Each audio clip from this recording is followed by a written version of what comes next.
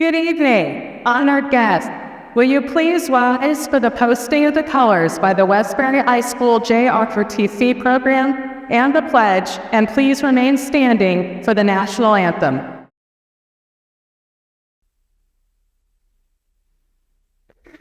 I pledge allegiance to the flag and of the United States, to the States of America, and to the republic for which it stands, one nation, under God, indivisible, with liberty and justice for all.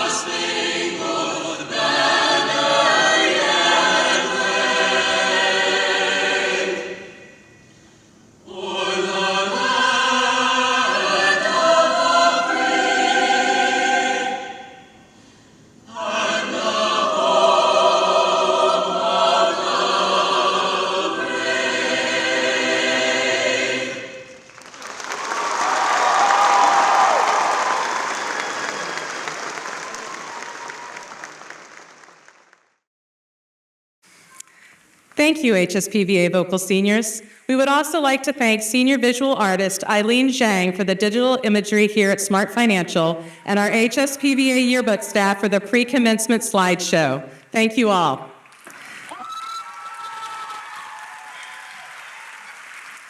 Good evening and welcome. I am Jennifer Langkow-Chase, and I have the great privilege to serve as your MC this evening as we celebrate the accomplishments of the class of 2025 of the Kinder High School for the Performing and Visual Arts.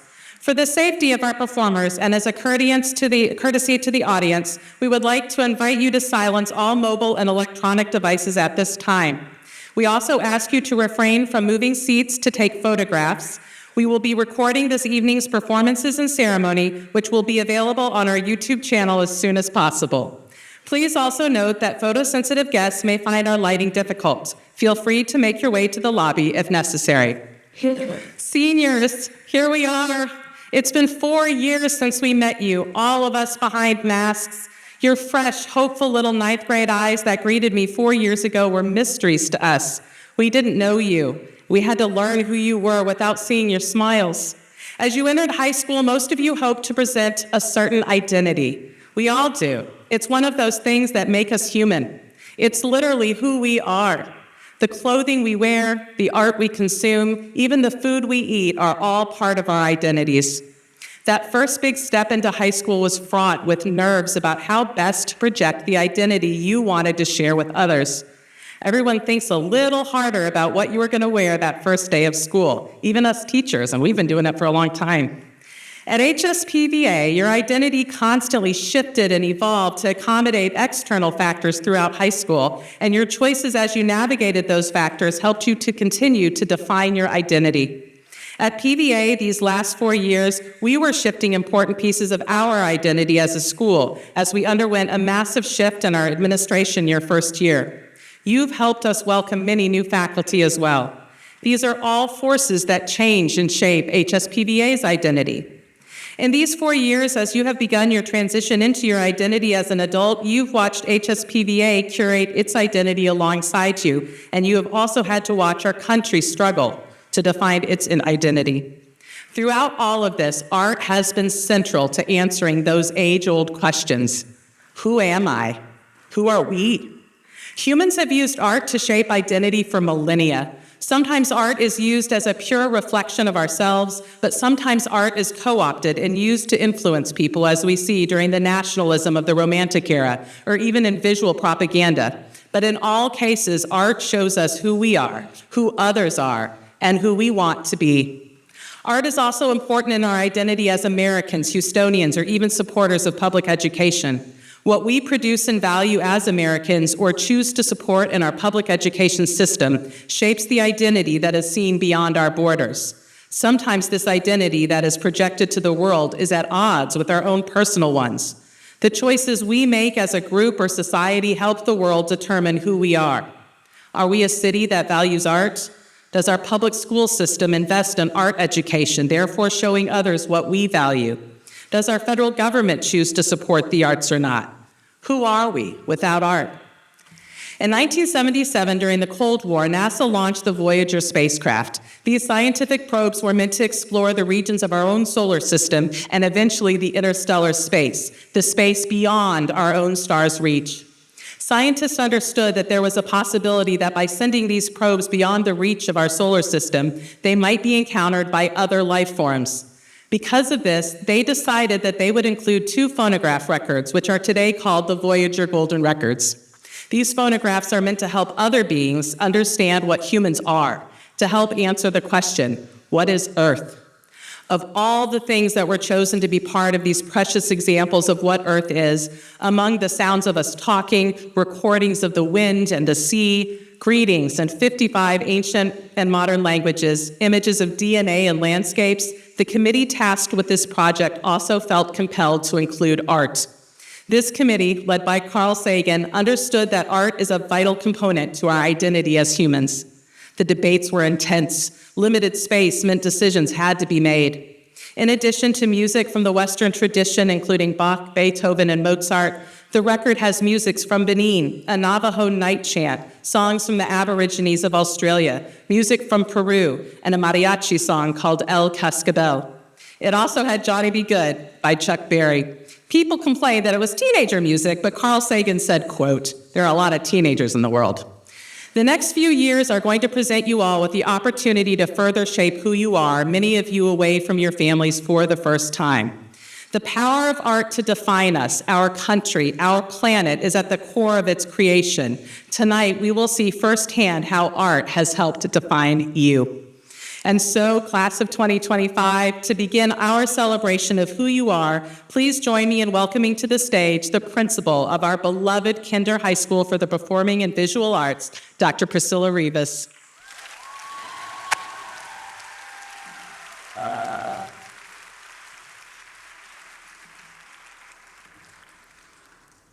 Wow, y'all look so beautiful. Good evening, and welcome to the Kinder High School for the Performing and Visual Arts Class of 2025 Commencement Ceremony.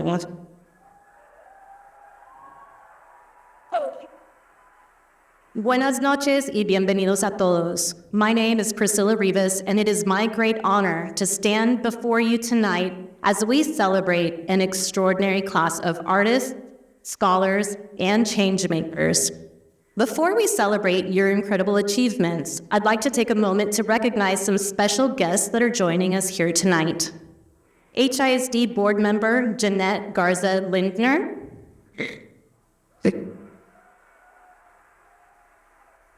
Chief of Schools Sandy Massey, Dr. Daniel Solis, Interim Central Division Chief, Dr. Josefa Davila, Senior Executive Director,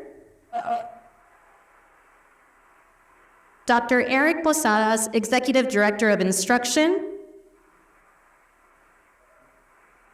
several members of the HSPVA Friends Board of Directors,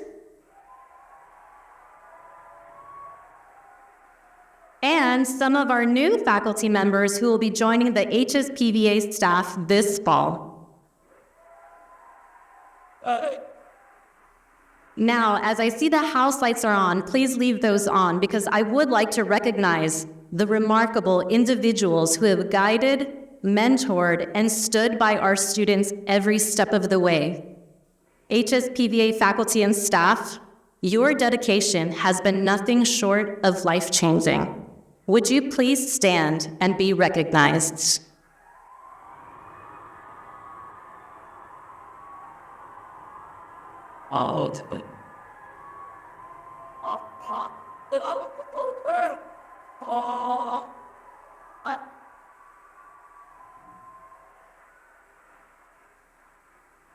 I also want to express heartfelt gratitude to the parents, guardians, and families in this room. Your unwavering support, encouragement, and sacrifices have made this moment possible. Parents, would you please rise and be honored?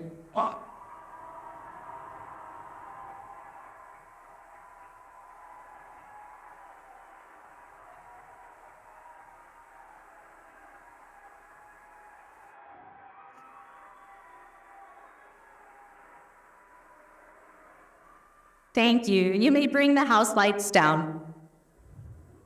Parents and teachers, when I reflect on your children, our children's accomplishments, I often think of a favorite poem by Khalil Gibran, which beautifully speaks to the role of those who love and raise young people. So please humor me as I share this poem with you now. Your children are not your children. They are the sons and daughters of life's longing for itself. They come through you, but not from you. And though they are with you, they belong not to you. You may give them your love, but not your thoughts, for they have their own. You may house their bodies, but not their souls, for their souls dwell in the house of tomorrow, which you cannot visit, not even in your dreams. You may strive to be like them, but seek not to make them like you. For life goes not backwards, nor tarries with yesterday. You are the bows from which your children, as living arrows, are sent forth and mark upon the path of the infant. You bend with might so that the arrows may go swift and far. So thank you, parents and teachers, for being those strong and steady bows. Now, 4 years I've been waiting for this. For you, my graduates.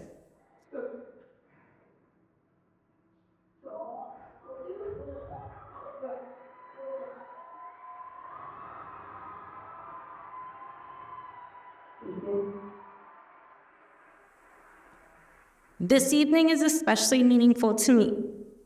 This is the first graduating class I have had the privilege of serving as principal for all 4 years.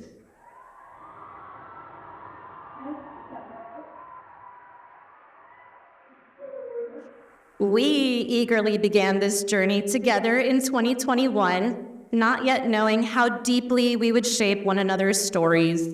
You as budding 9th grade high schoolers, and me as a first-year high school principal. You are the class I have walked alongside from day one. I remember telling you at Artist Academy, remember that day? That you had roughly 1,370 days until graduation. Back then, you were nervous, hopeful, and ready to dream, and so was I. Over the past 4 years, we have learned together, we have grown together, we have faced tragedy together, and occasionally we have failed together. But more than anything, we have persevered together. I feel in a sense that I have helped raise you, and I equally feel like you have helped raise me.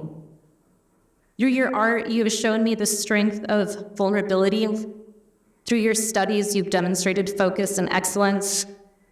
And through your actions, whether in rehearsals or performances or clubs or in your friendships, you've led with heart, authenticity, and compassion.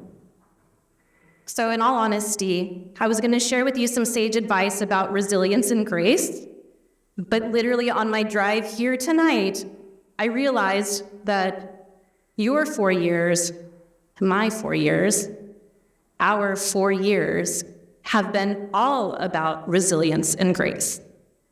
I feel you've already learned that lesson, and you are taking that with you into the world. So instead, I want to share with you one very simple phrase that has been a silent mantra of mine. About 7 years ago, during one of my many summers I spent in Lewiston, Maine, directing the youth arts program at Bates Dance Festival, I visited a small thrift shop. There, I found a small copper bracelet with a short phrase that was engraved on it. And it said, "Actually, I can't. Actually, I can." And I bought it. And I've worn it. And every time I doubted myself throughout the years, I thought, actually, I can. I believe you and I share a commonality, as artists and scholars do. We often suffer from imposter syndrome, which is funny because the outside perception might be that PVA is filled with a lot of pretentious and self-absorbed artists and divas, maybe. But we all know it's actually the opposite. At PVA, we find the most talented, but also the most humble and gentle and kind human beings. So as you set off into the world with your compassion and your gentleness and your kindness, don't for one moment underestimate yourself. Please think of my copper bracelet. Actually, I can. Actually, you can. Actually, you have.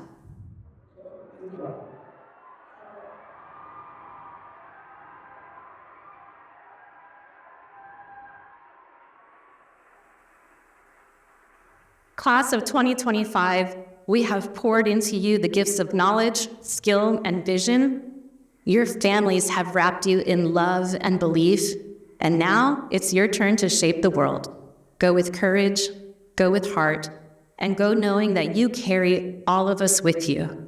It has been my deepest privilege to witness your journey. We are deeply proud of you. Congratulations, class of 2025. And now let's celebrate with an unforgettable evening of performances.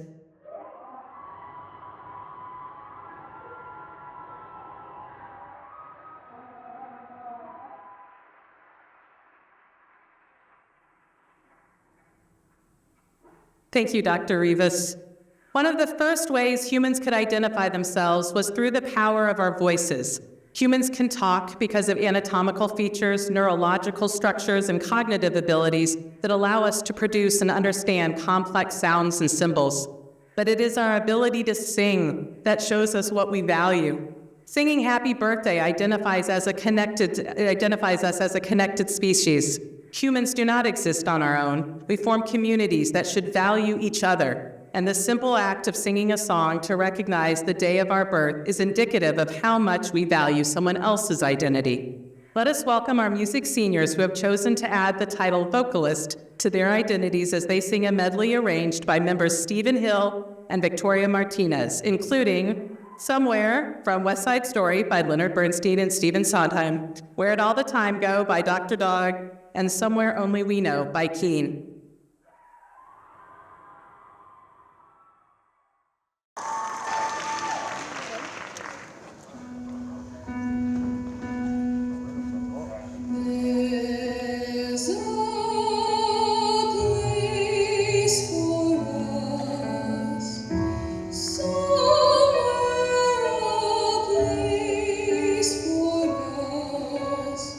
Peace and quiet and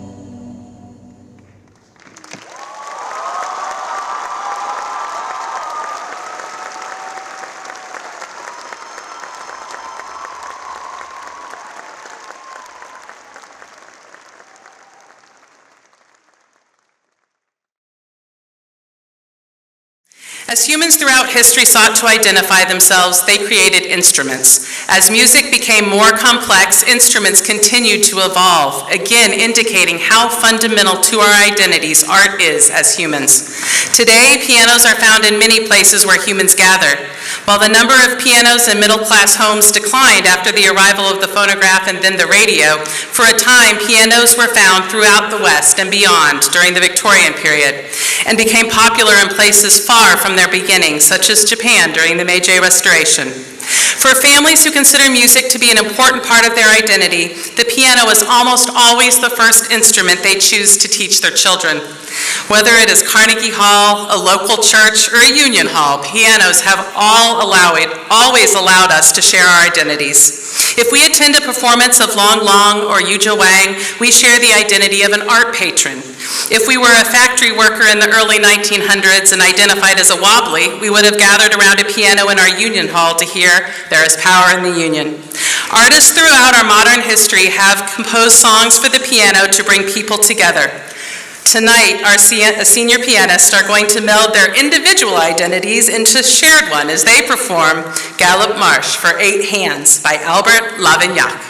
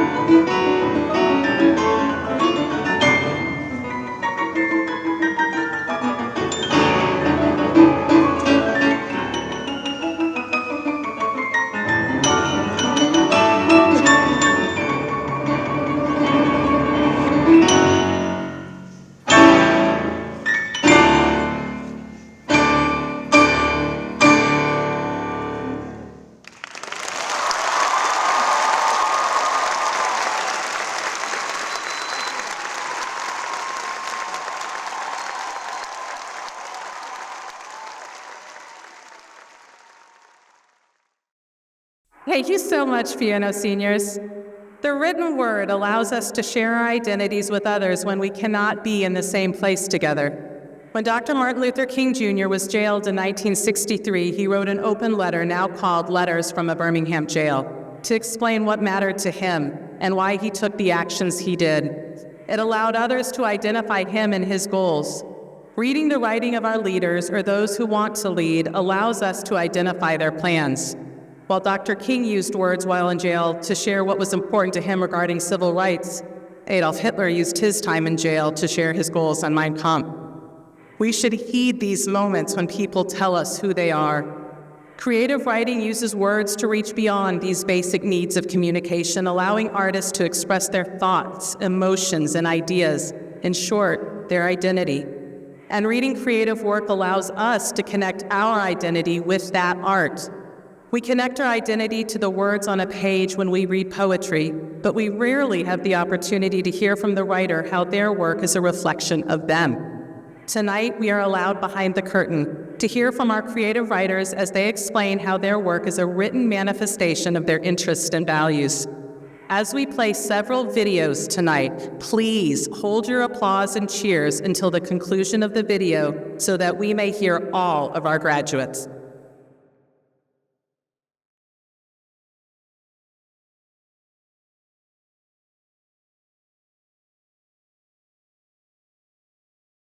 This department helped me foster a deep love and understanding for animation, creative nonfiction, and novels. From memoirs about fireworks to braided essays about Arizona tea, I've always explored the realm of childhood, and in all my work, especially animation and film, I find I allow myself a playfulness when confronting serious themes.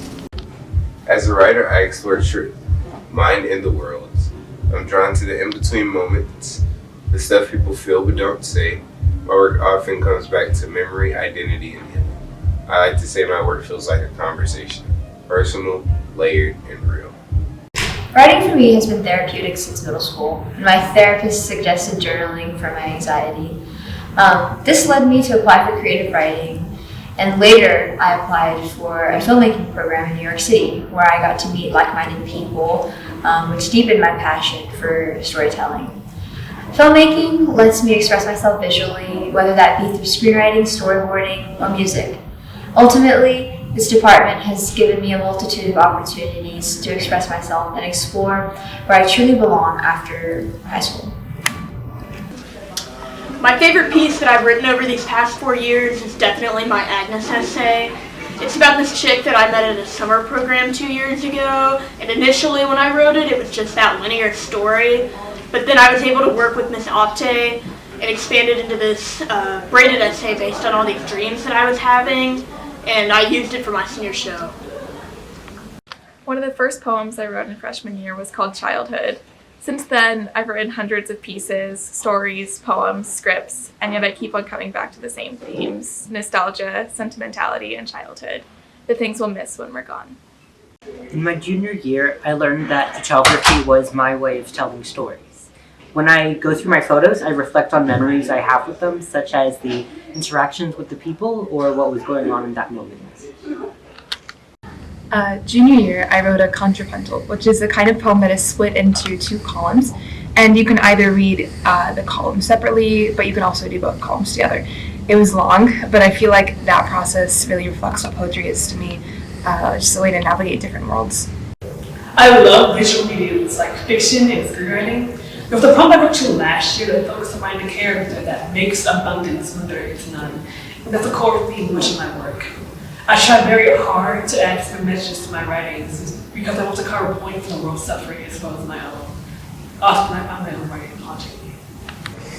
My favorite projects are the ones where I'm able to combine art and writing. I've knitted the main character from a novel I'm writing, built a shoebox love story, and a cardboard busy brain of my brain. I constantly aim to surprise people. Sometimes I forget that these people aren't just my friends, they're also phenomenal artists. I love seeing everyone's work. I love the look on their face when they know they have a really good piece and they want to share it with you. As I move on to the next phase of my life, even though I'm not going into creative writing, I think I will use the skills I've learned in workshopping people's pieces for a long time. I write to understand how I feel, especially when I want to process emotions I'd rather hide Writing has always been my way of getting it out. Putting my stress or worries into words has always made me feel a little better. I hope that through my vulnerability, others can resonate and not feel the shame I used to feel with opening up. Inspired by whatever I'm feeling at the moment. So if I'm feeling hungry, then I'll write about food. Or if I've watched or read something that was kind of cool recently, then I'll write something inspired from that. Some media that I've been really inspired by is Death of Stalin, Don Quixote, and Cars, the movie. I shot my first film in the Passion Project class, and since then I fell in love with filmmaking. I was able to form my own idea of what art was and express that through the lens. Creating what I wanted to, letting my imagination be free gave me a euphoric feeling. Now I can confidently say that I'm an artist and be confident in my craft. I've always written the same things in my portfolios. I gravitate towards writing about characters, I like writing about people, all of my stories are very personal. And I think I owe a huge part of that to the community I found here at PVA. I have had the most wonderful 4 years with some of the most wonderful and talented and truly just amazing human beings in my creative writing senior class. And so I think that I have learned how much community means to me and how much I like writing about the people around me and connecting people through writing. And I really owe that to the people that I found here and the wonderful friendships and connections I've built throughout my time at HSPVA.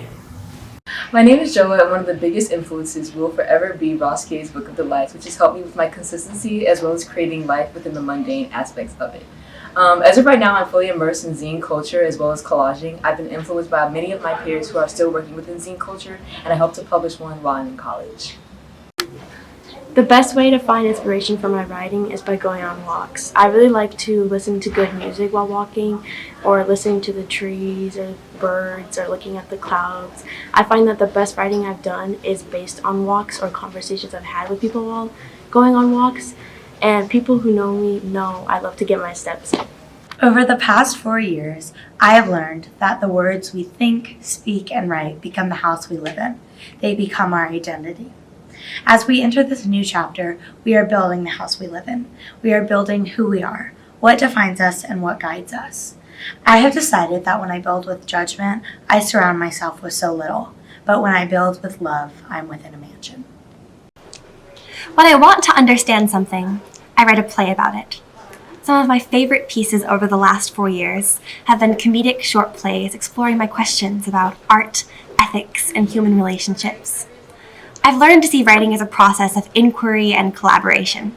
In my short stories, I frequently return to the themes of puberty and female friendship, but trying new mediums like collage encourages me to be more experimental with my storytelling.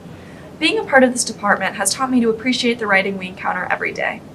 Writing is everywhere, even if we do not initially recognize it as art.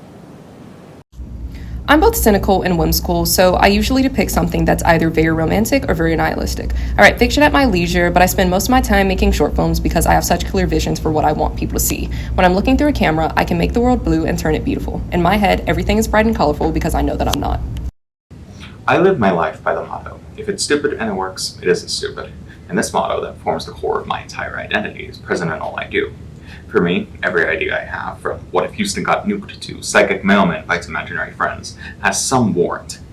And so I write it. I always write it. The core of my writing centers around what it means to be alive, our shared experiences through our common humanity. For the past 2 years, I've been working on a chapbook about the female body throughout history, and I'm so grateful that I've been able to research and rewrite the narrative surrounding women. Some of my biggest inspirations in writing are the works of S.E. Hinton, but specifically like her writing about growing up. I also really love Saturday Night Live and Weekend Update because I love that it ties politics and comedy into their writing, which is something I really want to pursue. I think that through all of the 4 years, I've focused on stories, both reading and writing, that talk about what it's like to be us. I think that we're funny most of the time and then just inane for the rest, but if we can find meaning in the stories we tell, both to ourselves and each other, I think that's really special. I get my inspiration from music artists like J. Cole, Jid, Lauryn Hill, and even some Motown music like The Temptations. I would say that my writing piece is all about thinking outside the box, a respect for history, and a love for music and dance. I imagine my stories all in my head, all the sounds, all the parts, and the characters, and I work to capture this on paper, on lyrics, and on camera. I grew up a Greek myths kid, and so mythology often finds its way into my work. Myths were something we used to understand the world around us, but for me, I use them to understand humanity. I think our fears and our flaws drive us subconsciously, and I really like to use that when creating my own characters. And there's always the idea that if Icarus's suffering could be turned into something epic and beautiful, then our suffering can become art too. I feel like writing means more than just the physical act. It's performing the oldest form of storytelling. Some people choose actual writing, others may choose acting or some visual media, but everything tells a story. Whether it be physical or some mental story that you concoct, writing just means telling these stories.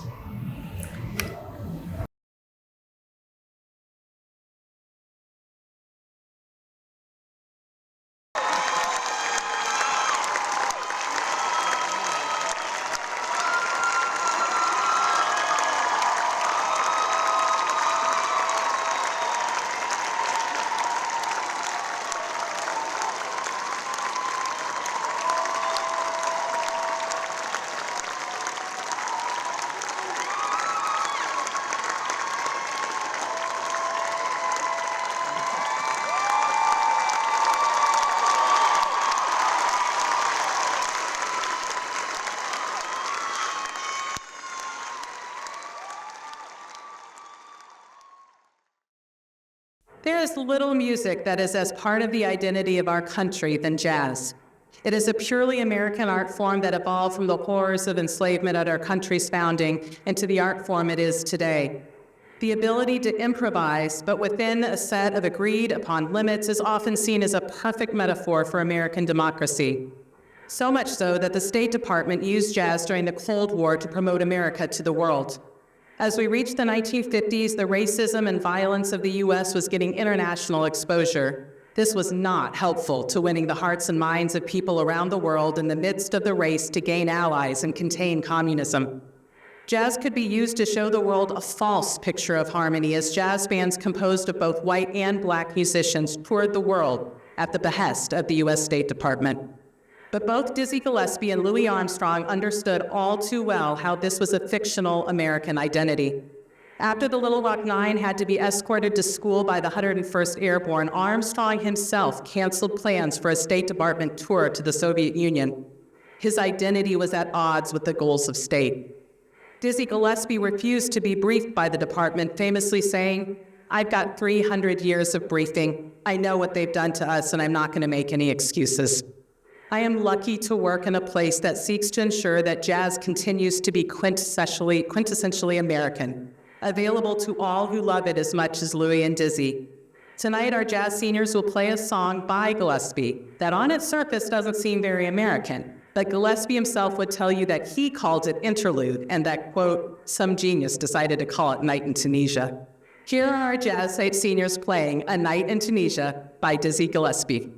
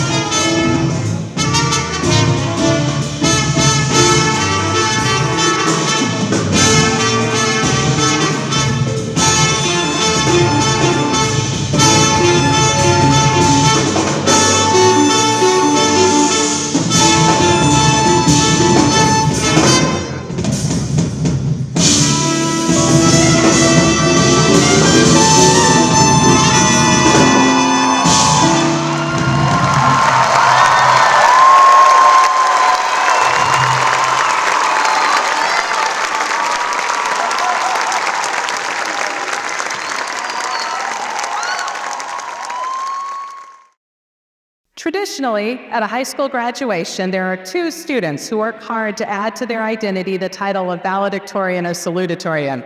However, because HSPVA never does anything halfway, we had 8 valedictorians and 5 salutatorians. I know what you're thinking right now, but Miss Trace, even if they each do a 2-minute speech, that will be 26 minutes of talking, and this graduation is already getting a little long in the tooth, and I've already had to get up to go to the bathroom once. Fortunately, because all of them are artists and really smart, because you know they're the vowels and the sows, they creatively came up with a better solution. Please allow me to present, in video form, our amazing valedictorians and salutatorians of 2025.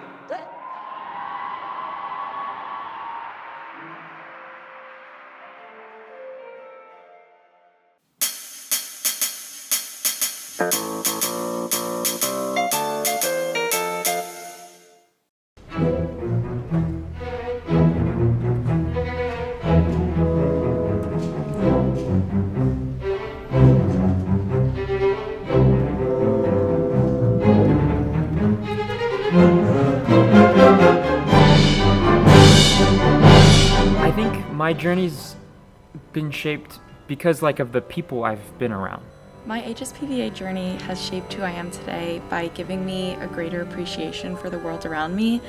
I think that HSPVA has shaped who I am today by teaching me to be more open-minded. For one, it's increased my confidence. I think in my time here I've become a lot more of a confident person. And the school as a whole has just nurtured my love for the arts. It's reinforced my belief that it's an important source of joy for people. So many ways, probably ways that I'm not even aware of. Leaving this school, I know who I am as a writer. A lot towards my identity and my sense of community, as well as my leadership. It's helped us realize who we are, come and grasp and come to terms with what our identity is, our strengths and our flaws. Through thinking multidisciplinarily, combining art and academics or combining different areas of art. Because the people I've met here have been truly amazing. To fail and be ready to fail. Hey, take a deep breath. It's gonna be okay. I would tell her to just enjoy the journey. You're part of something really special, so don't try and rush through it. The small moments are going to be what you value the most. I would, first and foremost, tell her not to stress herself out so much. There's no need for all of that.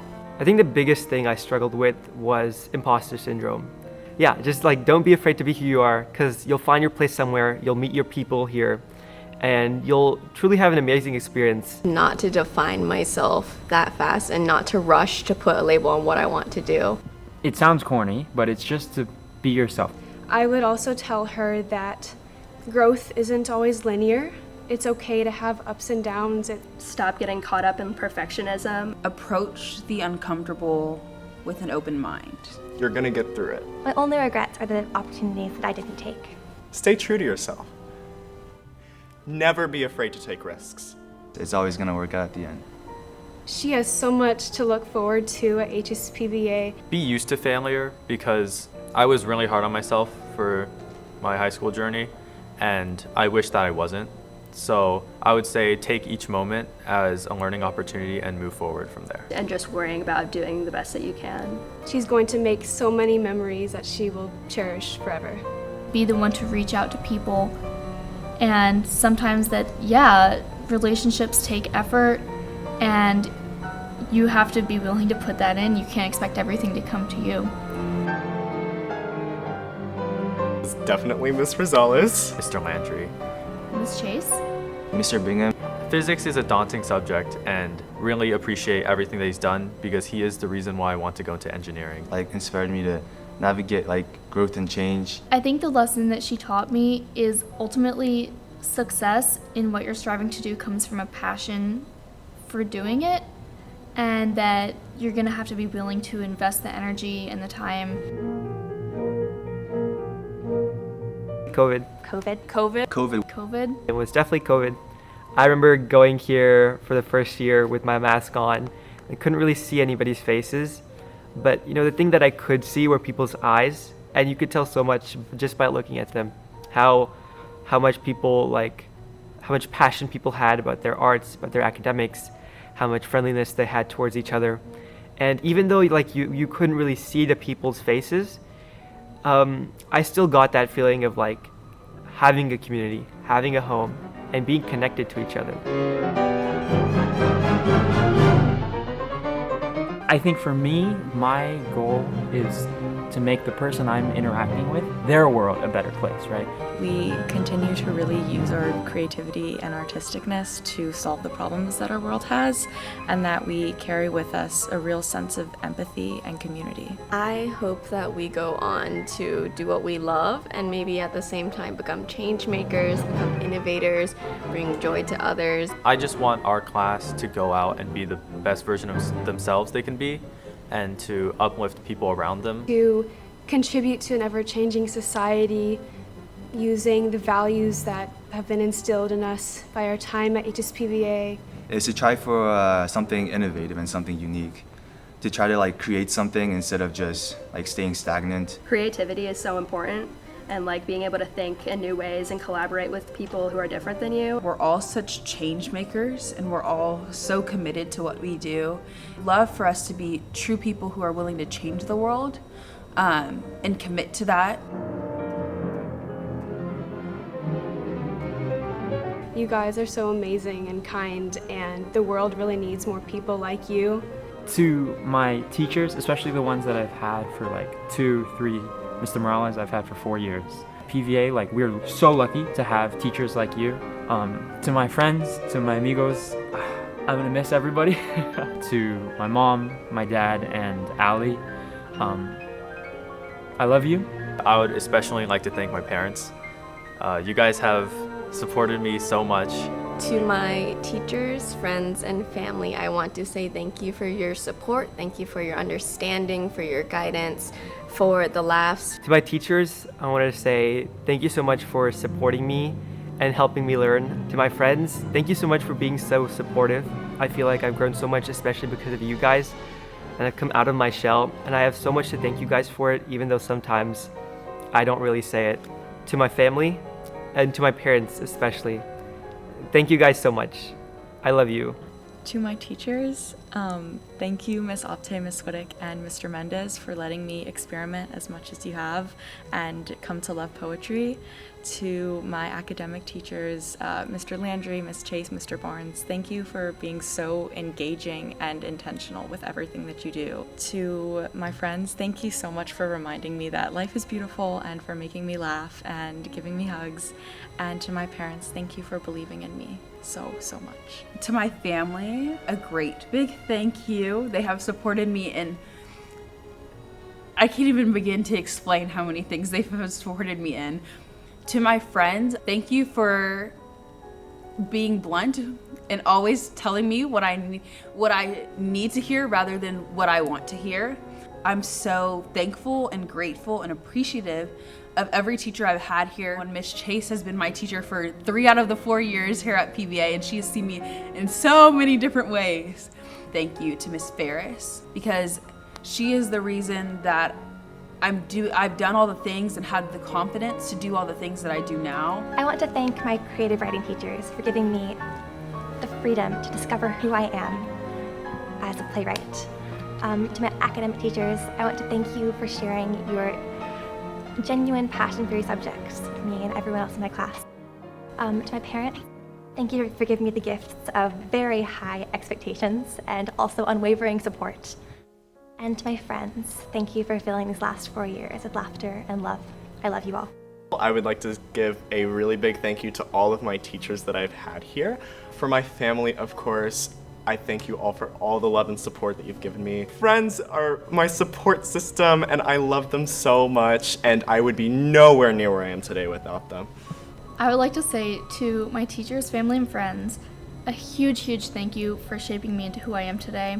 My mom, my dad, my sister, my friends, and shout out Miss Galindo and Miss Garza. I would like to give a huge thank you to the school store. I've enjoyed my experience at PVA. I want to congratulate everyone in the class of 2025 on 4 amazing years, the most beautiful community. and I'm so utterly grateful. I'm gonna miss people. I am forever grateful for the fact that I got to go to a place like this. And I've grown so much since I stepped on campus 4 years ago. I just honestly want to say a big thank you to HSPVA. From the first moment I got here during Artist Academy, I texted my parents in all caps, "Oh my God, I love it here." And just from that moment, it's been magic, and I'm so grateful for the amazing people and opportunities that this place has given me. And it's really fun, like getting to work across departments. Love you guys. Thanks for all you did for me. Do for me, not past tense. I hope everybody finds what they're passionate about. Appreciate everything more than you know, and I love all of you very much. I just really appreciate it all more than I show. Hard work gets you very far. I have tried to live by the motto that my parents have told me to live by. Always do your best. The end result isn't the most important part, it's what you learn, and your best is your best. And that kind of goes to show GPA is not everything. Do what you want to do and don't let yourself be silenced. In the words of Elle Woods, we did it!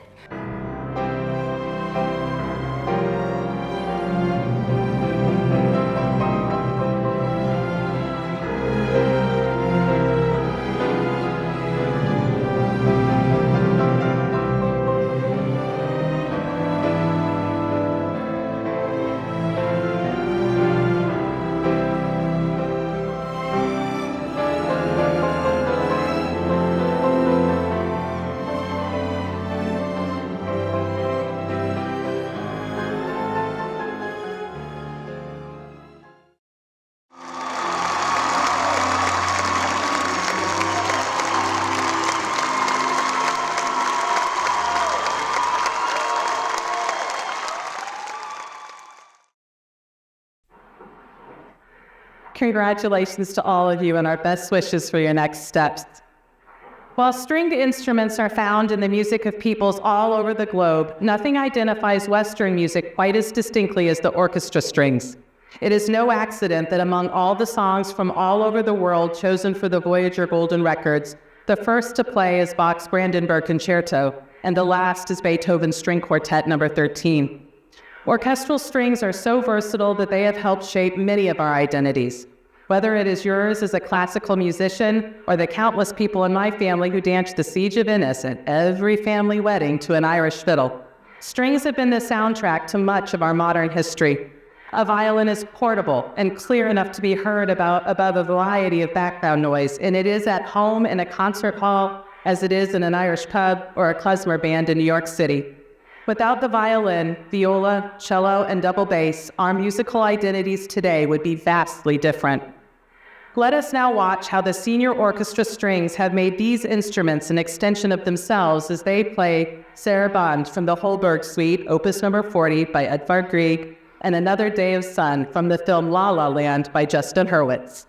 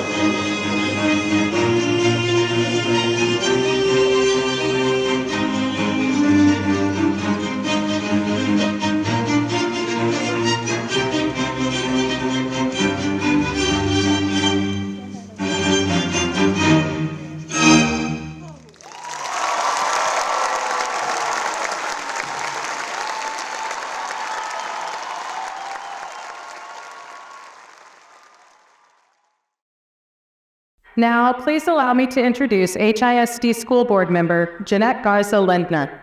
Ms. Garza-Lindner is not only the mother of 2 children who attend HISD schools, she is also a member of the Houston Cecilia Chamber Choir and supports the local arts and music community as a devoted patron.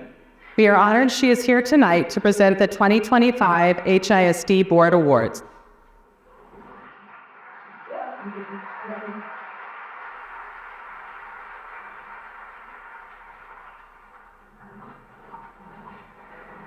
Good evening, buenas noches a todos. It's an honor for me to be here to celebrate and acknowledge you, the 2025 graduates of the Kinder High School for the Performing and Visual Arts. It's a privilege to share in this milestone in your lives. Commencement is the highlight of our service on the school board, and I'm so proud to celebrate with each of you tonight. My wish for each of you is that you never stop learning, never stop growing, and in due time, you realize your full potential and create the best possible life for yourself. And now, on behalf of our school board, it is my great pleasure to present the School Board Student Awards, a distinctive honor given annually to 2 seniors in recognition of their overall exceptional achievements and accomplishments in the areas of academic achievement, character, service, and leadership to the Kinder High School for the Performing and Visual Arts. First, I would like to present honorable mention certificates to 5 outstanding seniors. Please come up to receive your certificate. Like Mary Sullivan, Lauren Philpott, Lauren Philpott, Elena Benitez, Liliana Williams, and Salvador Celia Westfall.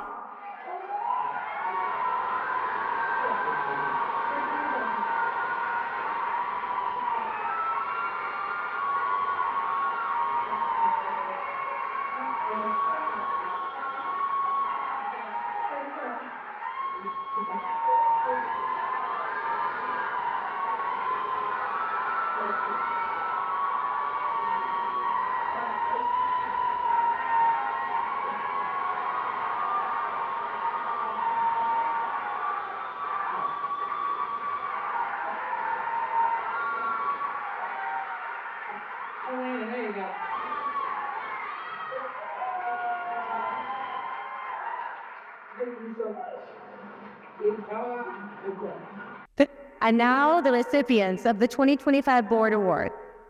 They are Gavin Warfield,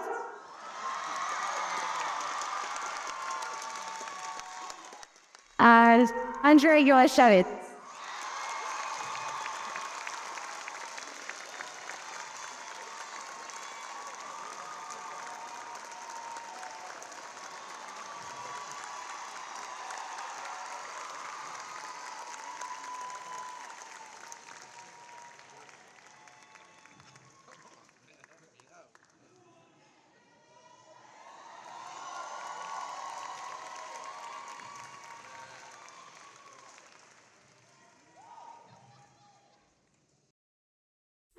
Our next performance will come from an art area that has helped shape the identity of countless college and high school students.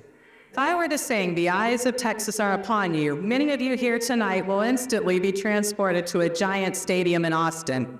And I really don't want to start a fight here, but others of you in the audience might respond with something along the lines of "Goodbye to Texas University." Now, while I am firmly convinced that HSPVA would have the best marching band in the state of Texas, we do lack the requisite football team, and it would probably be hard to rehearse in our parking garage with all of the concrete support pillars. However, our band students came to PVA because a band meant something different to them and their identities. Since the late 1800s, more and more professional and specialized wind bands developed in the United States, and composers like John Philip Sousa can make anyone identify as American when Stars and Stripes Forever is played. For high schools across the United States, often their most significant music curricula were embedded in their band programs. For a vast number of people, public school band programs were often the first opportunity to learn to read music and play instruments. Here in Houston, a city shaped by segregation, the 3rd and 5th wards are still the homes of proud majority Black schools. First to open was Booker T. Washington, followed by Wheatley, and finally Jack Yates. They all three helped form the nexus of the neighborhoods they served. One of the most important artistic traditions of these schools were their band programs. According to author Taina Steptoe, these bands came to represent the school and surrounding communities and took youth of color out of their familiar neighborhoods. By doing so, these students could share their identities in places that were often unwelcoming to them. By participating in parades, their identities were visible to others not like them. This is the power of public school music programs. Without these band programs, only our wealthiest students have access to music and learn how to play an instrument. Study after study shows the positive correlation of academic success and learning to play an instrument. Without middle and high school bands and orchestras, we fail to provide the equity that public schools seek to offer. Our band director herself began her journey as a member of the Sharpstown High School Apollo Band here at Houston ISD, and our orchestra director was able to develop his trumpet skills even in the small town of Liberty, Texas. At HSPVA, our musicians continue to develop their talents and identities while participating in our large ensembles and our small chamber groups. Tonight, we will hear them play Movement 3. Bertie Wells attends Mr. Burns' lecture on flying machines from Erica Spano's Steampunk Seeds.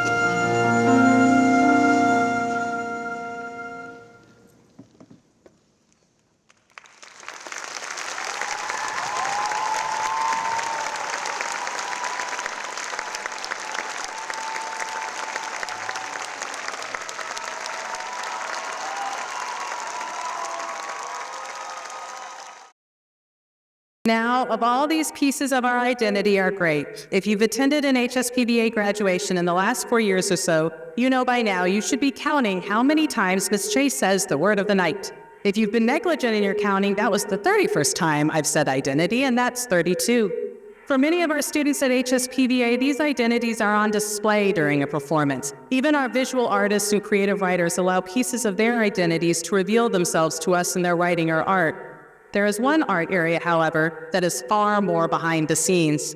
However, without them, none of this would be possible. We couldn't hear the music or see the performers, and while the pianists can certainly move their own pianos, it's hard for them to play and make sure the lights are shining on their hands. For our tech theater students, part of their identity involves helping their colleagues share their art with us. Through the use of light, sound, set, and costume design, technical theater brings art to life. Please join me as our tech theater students give us a rare glimpse into their artistic identities as they present technical theater from the class of 2025.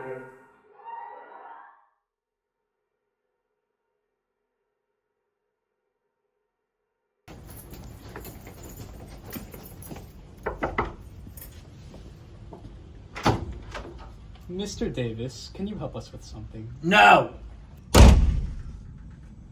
Just kidding, my children. What do you need? We're worried about Junior Showcase with the deadline coming up so soon. What can we do to prepare?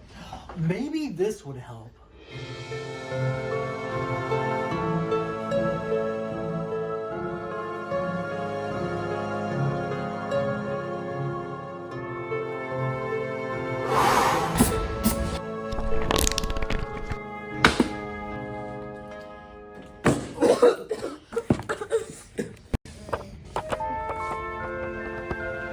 Gather close and I shall tell of 7 artists who designed so well. In halls of chaos, paint and thread, they fought their battles, tears they shed.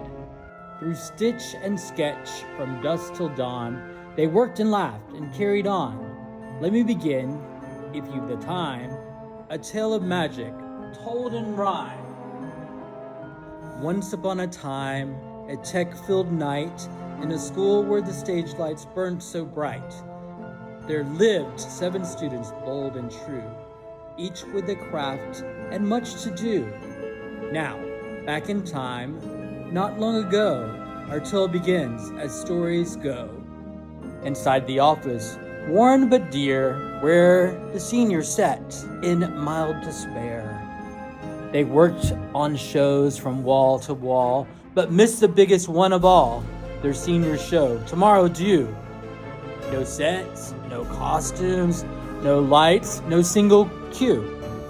Oh no, they cried, we must prepare. Designers lock in, no time to spare.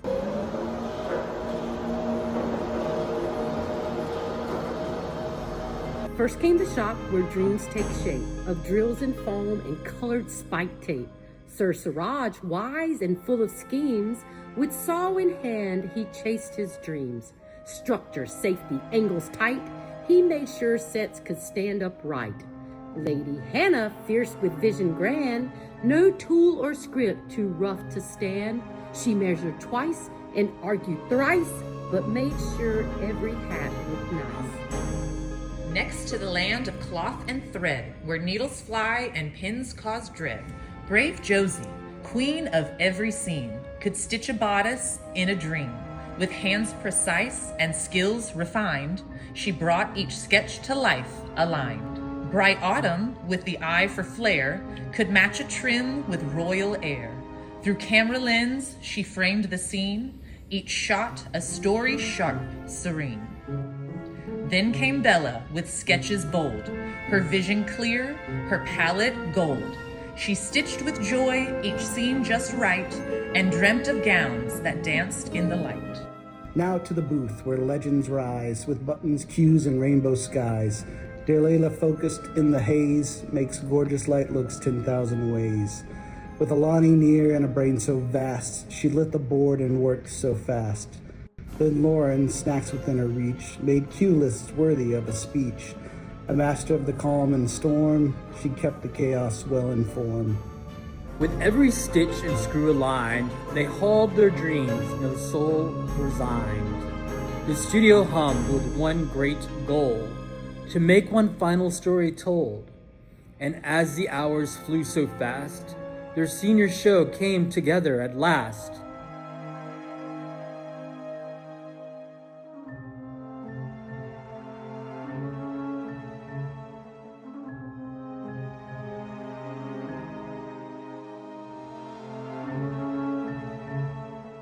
They looked around, no words to say, just joy and pride from such a day.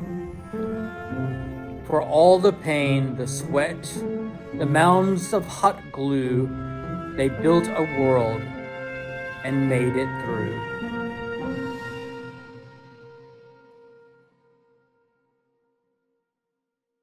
And that's the tale of grit and flair, of 7 artists beyond compare. All these artists, they seem so amazing. Where are they now? Hi, my name is Suraj Ganachari. I'm going to UT Austin for Mechanical Engineering. Hook 'em horns! Hi, my name is Layla Harris, and I'm going to San Diego State University for Pharmacy. Go Aztecs! Hi, my name is Isabella Alma. I'm going to UT Austin for Theatrical Design. Hook 'em horns! Hi, my name is Josie Goldfarb. I'm going to Washington University at St. Louis for Sociology. Go Bears! Hi, my name is Autumn Kimball, and I'm going to Marymount Manhattan College for Costume Design and Forensic Psychology. Hi, my name is Hannah Malfi, and I'm going to the University of Texas at Austin for Architecture. Hi, my name is Lauren Philpott, and I'll be going to Savannah College of Art and Design for Sound Design with a minor in Lighting Design. Go Bees! Hi, I'm Miss D, and I'm going to Francis Marion University to teach technical theater. Go Swamp Foxes! And I'm going too.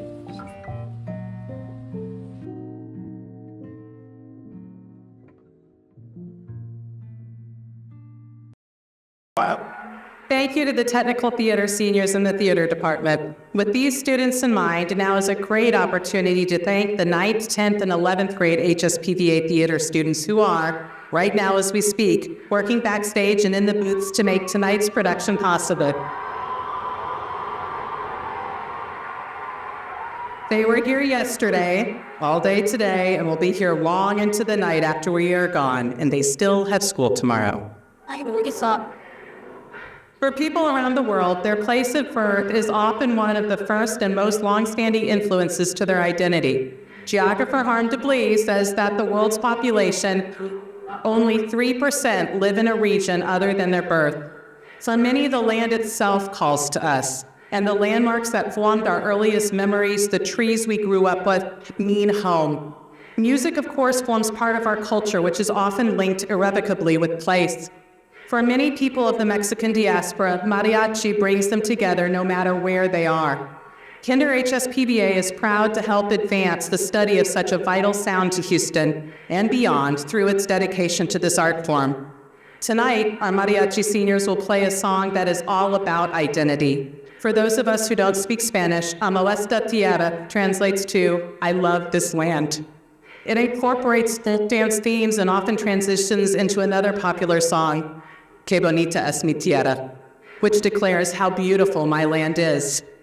Our mariachi seniors are proud to present this heartfelt declaration of love for Mexico and the people who call it home as they play a medley of Amo esta tierra.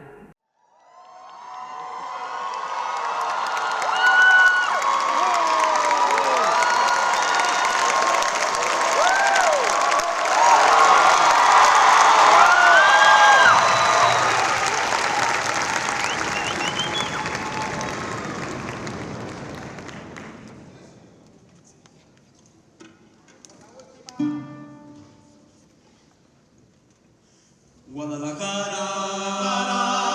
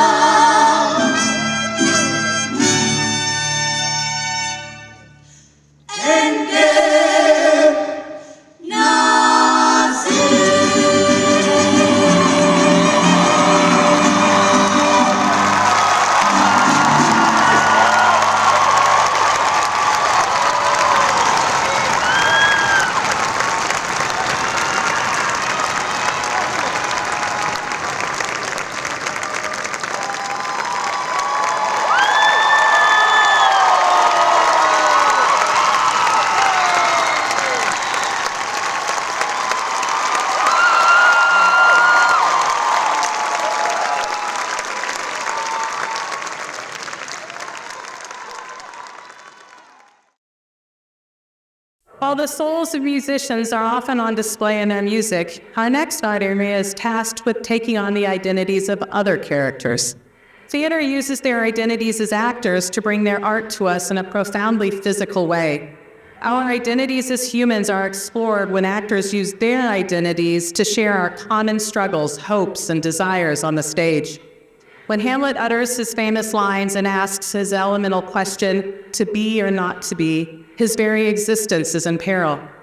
When we experience theater, we identify with various characters while we explore our common humanity together in one space. This craft takes immeasurable skill and effort to take on another identity in a way that is authentic, genuine, and believable. This is the art of acting. It isn't easy, and tonight our theater class of 2025 will show you how they incorporate their identities into their roles and make words on a page come to life as they present A Million Dreams.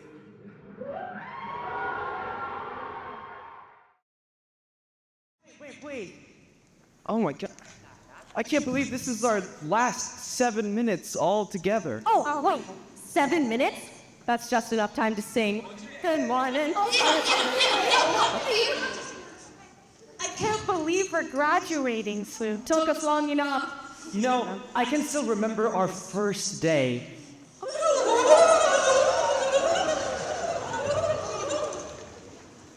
Hey, are you in theater? Duh. If I'm staying with theater people, why wouldn't I be in theater? I think I'm gonna like you. I've always wanted to go here since I was 7. One day, I'm gonna be the biggest filmmaker and star in my own films. I don't know what I want to be when I grow up, but I know I want to be in theater. All I know is it's gonna take a lot of hard work. What? You call that architectural lettering? Work.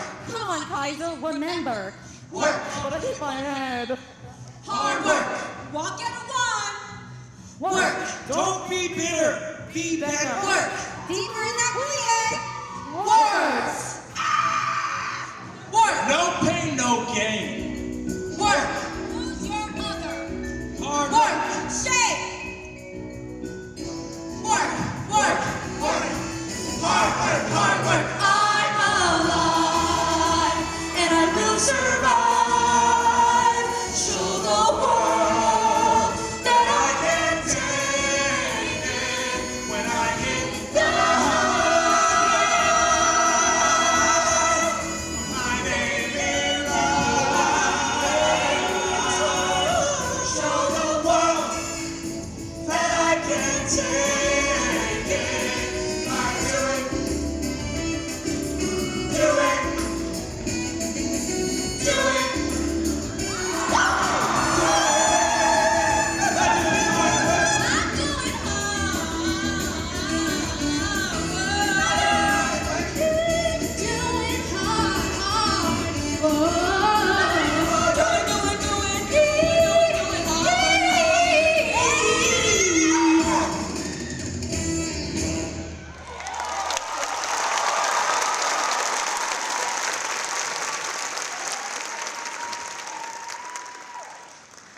Wow, guys.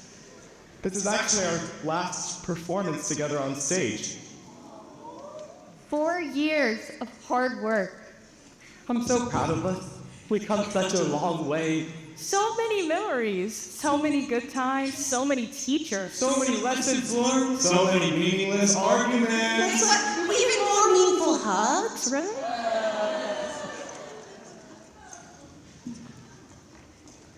Oh, guys, I'm gonna miss this. We're not gone yet, Kaiser. I know, but it feels like we just figured it out, and now everything's changing. I think you're underestimating how much fun the rest of our lives are gonna be. Yeah, I can't wait to see what we do next. Guys, that was just a way we could save this moment forever. Guys. I have a great idea. Remember those letters that we wrote to our senior selves 4 years ago? Let's do it again. I hope we're doing something we love. I hope we're doing something fun. I hope we're seeing the world. Dear future me, I close my eyes and I can see a world that's waiting for me, that I call my own. The dark door, no one's been before, it feels like home. They can say it all sounds crazy. They can say I've lost my mind. I don't care, so call me crazy.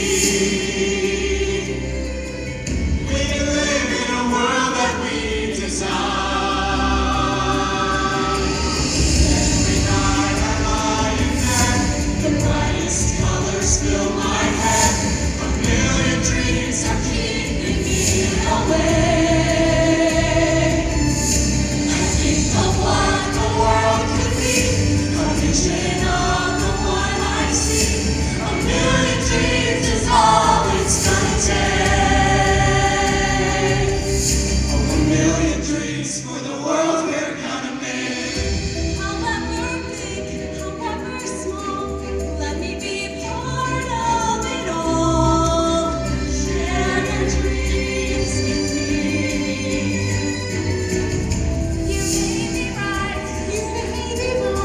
but say that you'll bring me along to the world you see. To the world I close my eyes to see. I close my eyes to see. A million dreams for the world we're gonna make.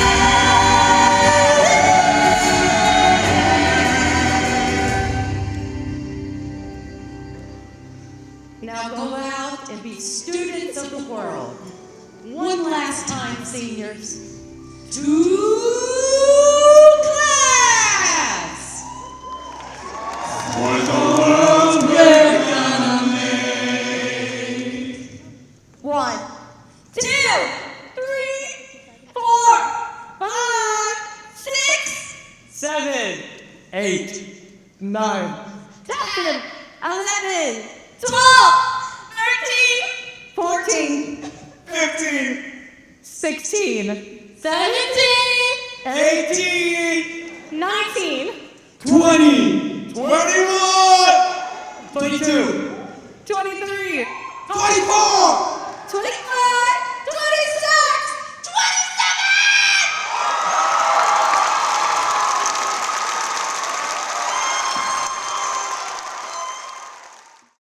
Dancers use their bodies themselves to express their artistic identities.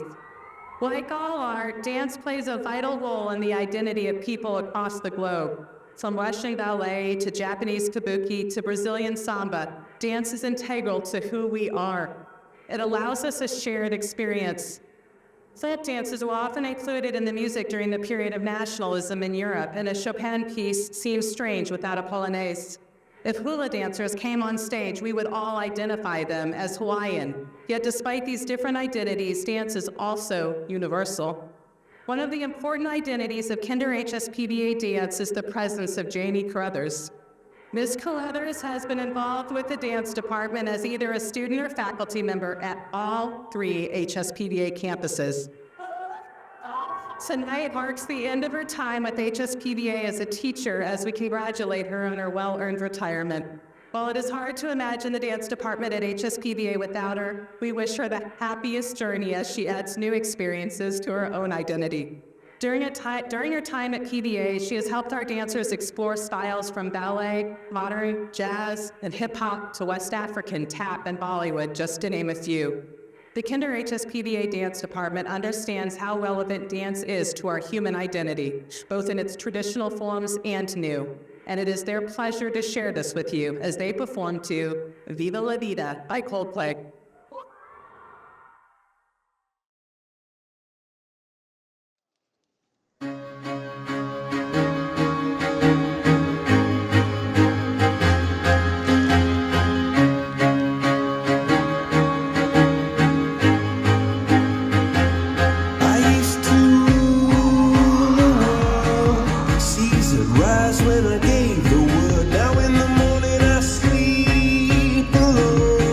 Sweet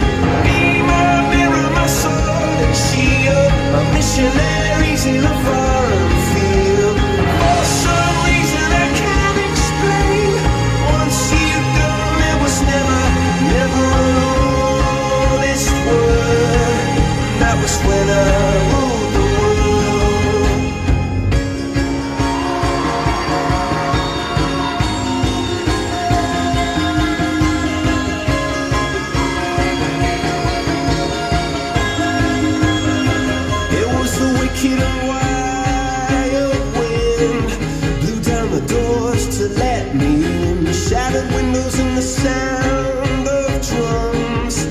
People couldn't believe what I'd become. Revolutionaries wait for my head on a silver plate, just a puppet on a lonely string. Oh, who would ever want to be king? I hear Jerusalem bells ringing, Roman cavalry choirs are singing. Mirror, mirror, my sword and shield, my missionaries in a foreign field. For some reason I can't explain, I know St. Peter won't call my name. Never an honest word, but that was when I ruled the world.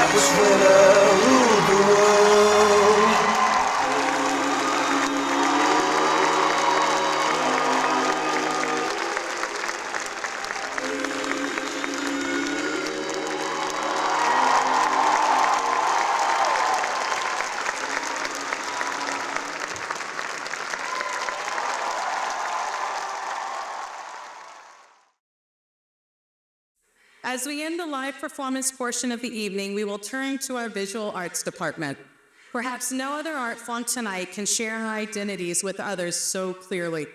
When portraiture became popular in the Renaissance, patrons all over Europe were desperate to hire artists to create their images so they could share their identities with others. Henry VIII famously sent Hans Holbein to paint Anne of Cleves so he could see whether he should marry her or not. Sometimes, however, artists were used to portray a created identity, such as the famous portrait of Napoleon Bonaparte crossing the Alps. But visual art is far more than depicting other humans. At its most elemental, it reflects the identity of the artist, despite the medium or subject. Rarely, however, do we have the opportunity to hear from the artists themselves as to their inspiration or motivations. Tonight, please join me as we look at our senior visual artist statements and portfolio selections, and please, as a gentle reminder, hold all applause and cheers until the conclusion of the video so that we may hear all of our graduates.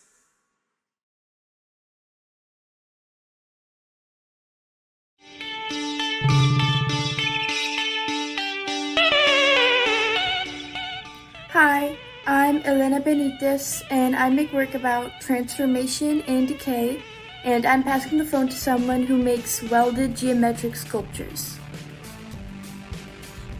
Hello, my name is Kennedy Brown, and my work is heavily reliant on the viewer's perception of what they're looking at. I'm a welder that primarily uses pencil rods to create these different geometrical shapes, and I'm passing the phone to someone who creates these little creatures and makes a world around them that's very fantastical and beautiful.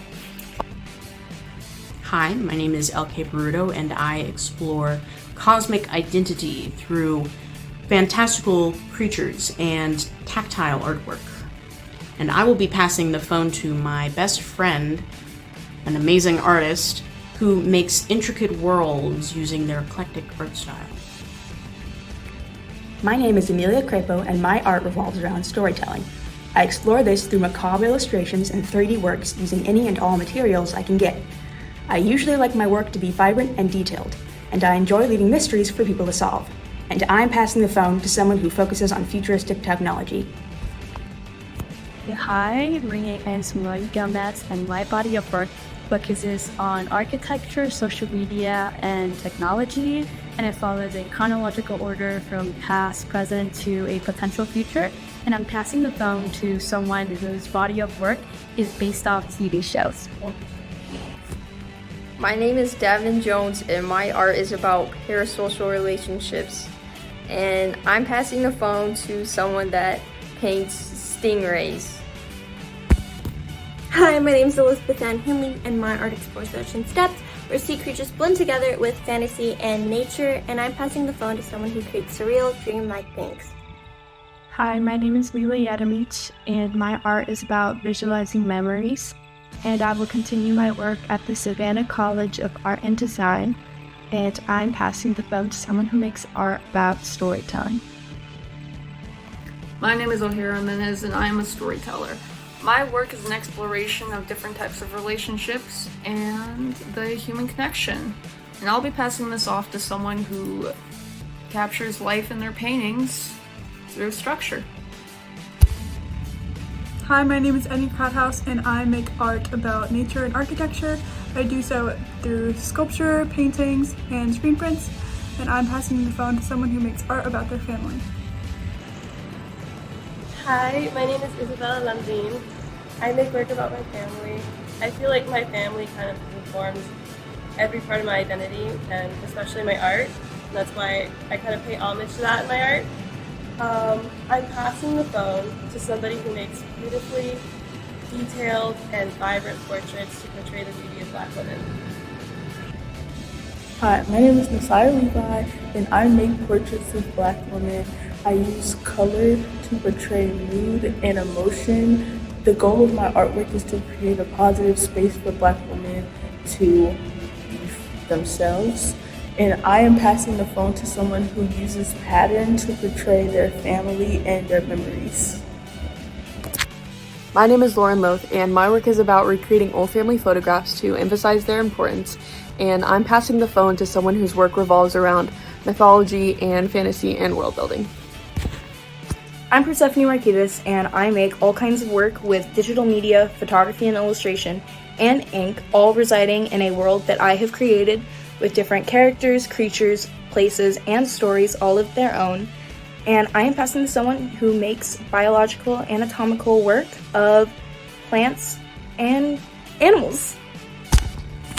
Hi, I'm Sadie Montgomery. I make a lot of work surrounding biology, nature, anatomy, and the life sciences, working in screen printing, painting, and illustration. And I am passing the phone to someone who makes little dragons and crows and wearable work.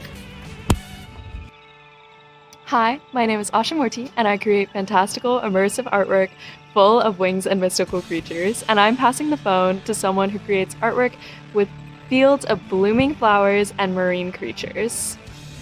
Hi, my name is Zoe Pierce, and my body of work revolves around a lot of nature. I like screen printing and painting a lot of flowers and sea creatures, and a lot of them are inspired by Caribbean culture. And I'm passing the phone to someone who uses a lot of floral and pastel colors in their work. Hi, my name is Anna Sophia Powell, and my artwork is about the complex thoughts and emotions I feel about growing up, as well as the curious observations I make of my surroundings. These are two themes I explore mostly through paint and colored pencil, and I am passing the phone to someone whose art is about identity and past experiences. Hi, my name is Ace Ramirez. I make work surrounding my identity and what it means to be a person and all the fun things that go into making up a person and their personality. And I'm passing the phone to someone who enjoys storytelling and creating work about their family and original characters. Hi, I'm Ashley Ramirez. I make storytelling and narrative artwork using my characters and my own personal experiences. I'm now passing the phone on to someone who makes art about nature and humans using spiritual and physical connections. Hi, my name is Marissa Ramirez, and my art is about creating a physical and spiritual connection between nature and humans. I am passing the phone to someone who really likes screen printing and aquatic animals. Hi, my name is Carolyn Ray. In my art, I use a lot of ocean life and nature themes, and I use a lot of screen printing and ceramics. I'm passing the phone to someone who uses really big artwork and uses a lot of spiritual and realistic themes in their work.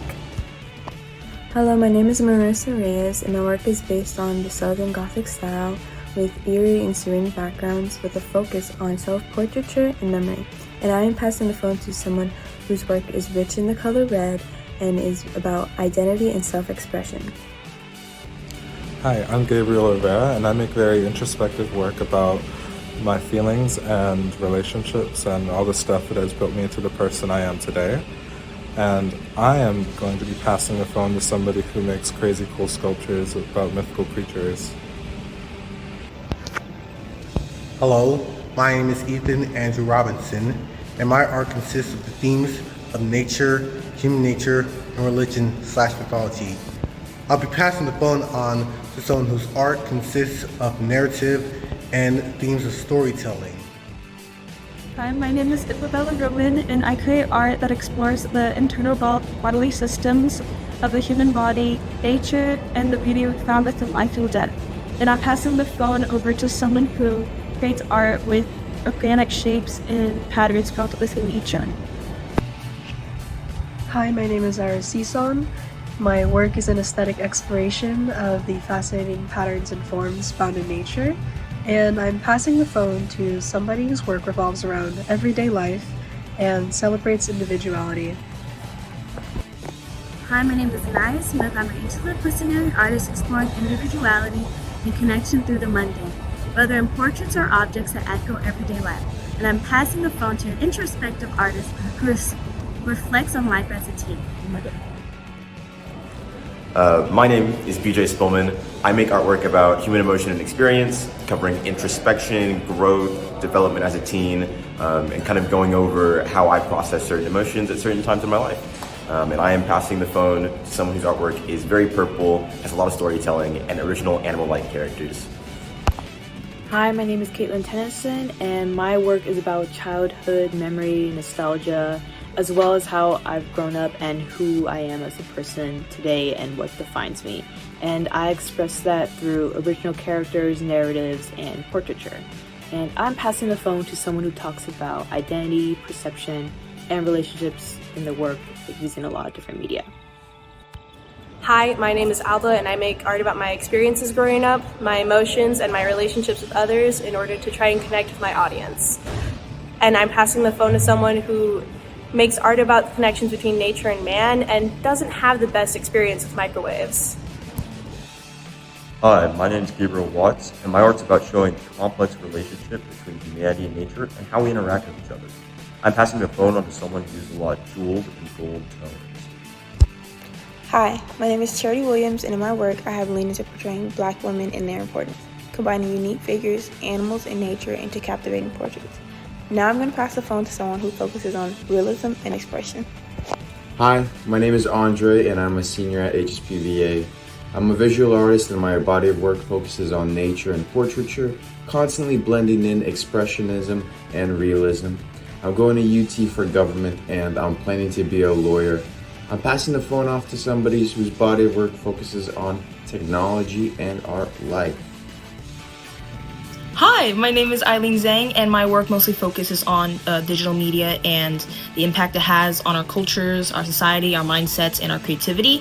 And I like to try and explore both the pros and cons of modern innovation and digital age.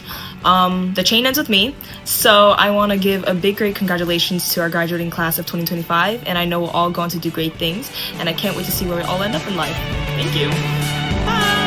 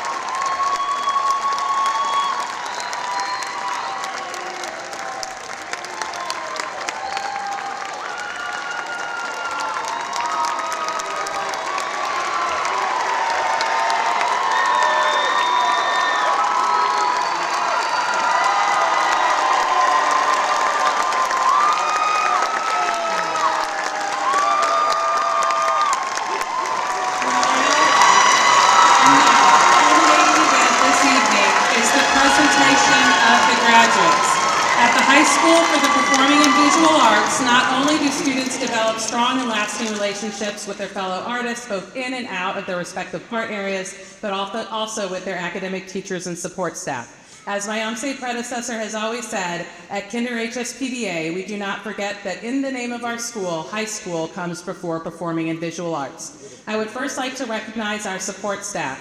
Without these people, there would be no diplomas on this table or a functioning school.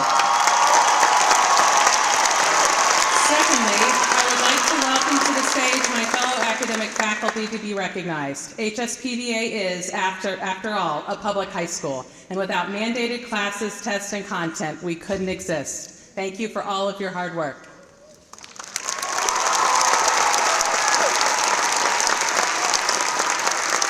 Thank you to my academic colleagues for all of your hard work. As we transition to the presentation of the graduates, our art faculty will be on stage. Our art faculty members have guided these students for 4 years, up to and including all of tonight's performances. Without instruction in the curriculum developed by these faculty members, these students would not have been able to showcase their art tonight. Please join me also in thanking our art faculty who share their passion, creativity, and skills selflessly with our students. And now, I would like to ask Laura Mathis, HSPVA Registrar, to the lectern for the certification of graduates. Will the candidates for graduation please stand?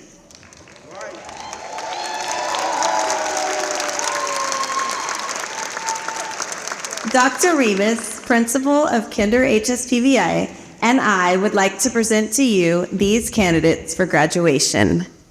They have been certified as having met all requirements as set forth by the Texas Education Agency and the Board of Education of the Houston Independent School District, and are eligible to receive their diplomas.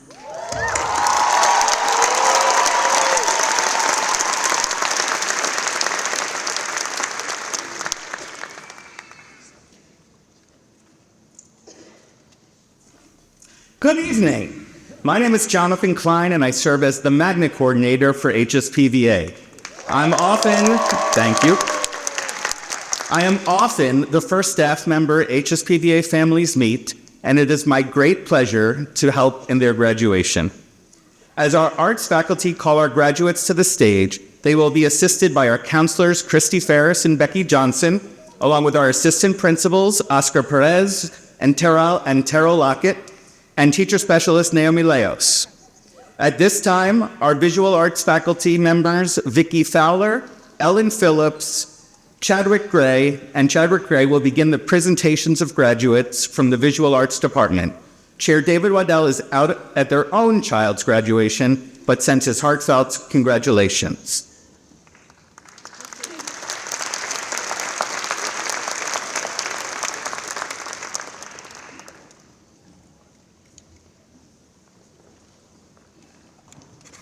Good evening. I am pleased to announce the candidates for the Visual Arts Department's class of 2025.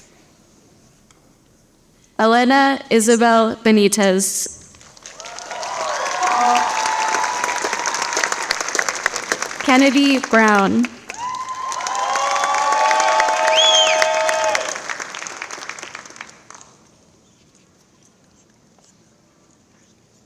L.K. Marie Bruto.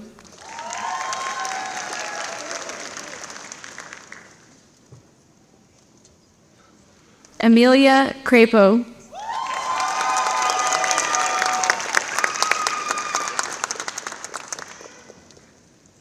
Marlene Gomez Platero.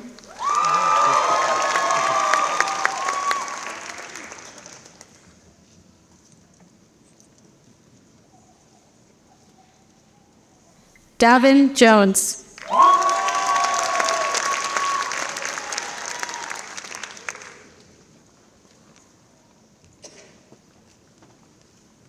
Elizabeth Ann Henley.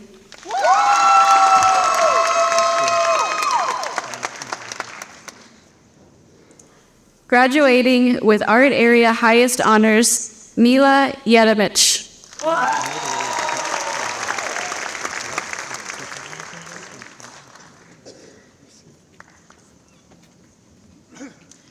O'Hara Jimenez.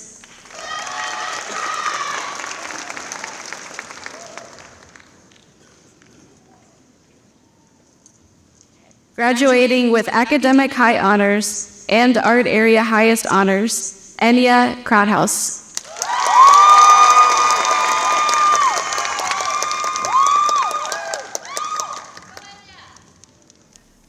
Isabella Landine.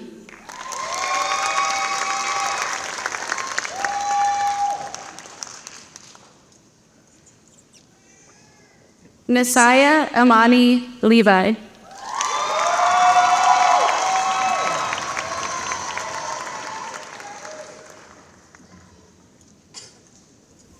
Graduating with art area high honors, Lauren Taylor Loth.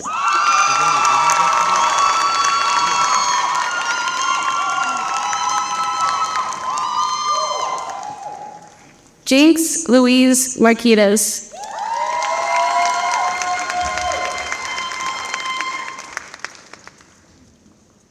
Graduating with academic highest honors and salutatorian, Sadie Elizabeth Montgomery.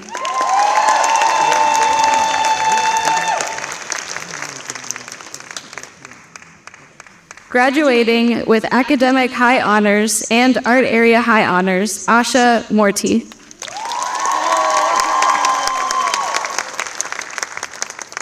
Zoe Caroline Pierce.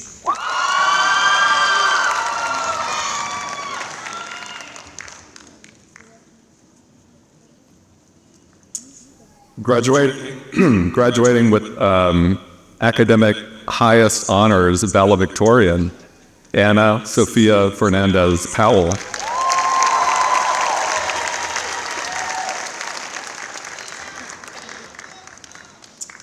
Ace Magdalena Ramirez.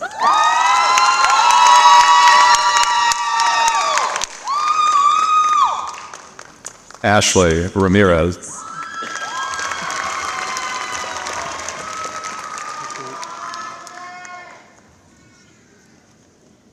Melissa Ramirez.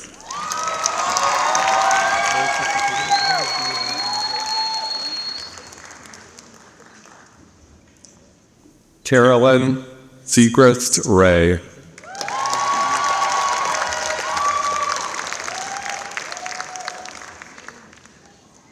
Marissa Reyes.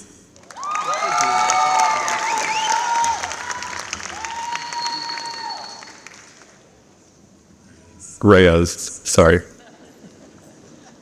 Gabriel Rivera.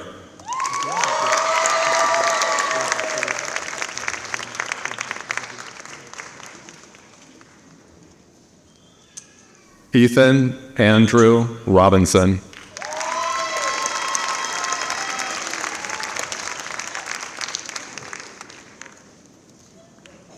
Graduating with art area high honors, Isabella Lucy Roman.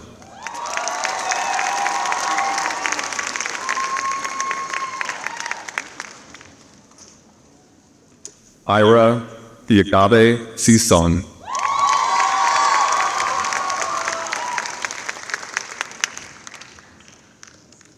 Anaya Smith.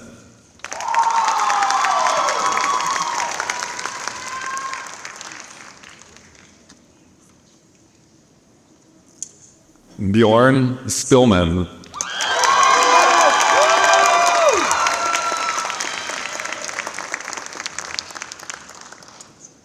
Caitlin Teresa Tennyson.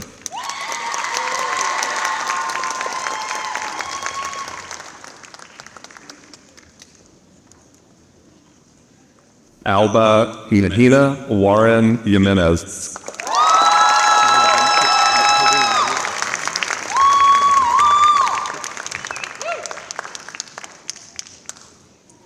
Gabriel Watts.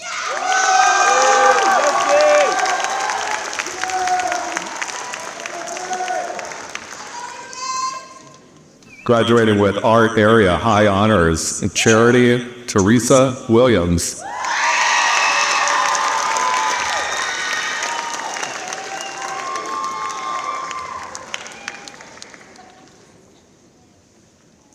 Andre Yurashivik.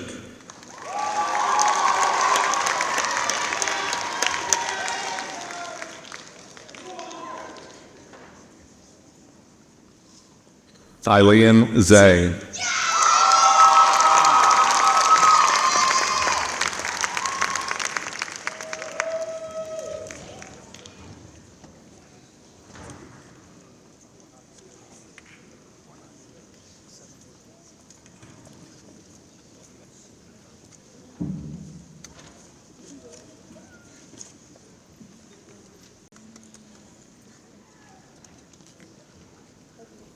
Congratulations, class of 2025 Department of Visual Arts graduates.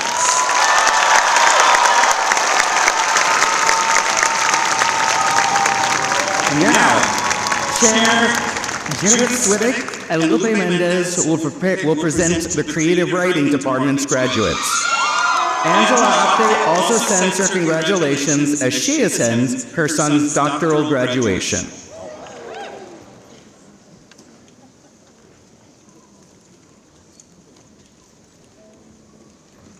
Good evening. Buenas tardes. Ana Karen Avides.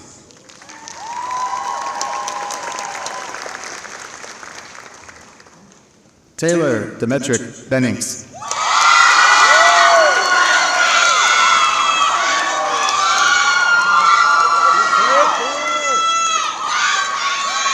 Cassie Gabrielle Gardena.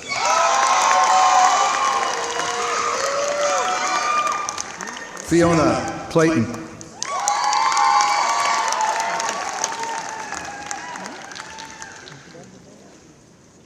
Graduating with academic high honors and art area highest honors, Mira Roberta Cohen.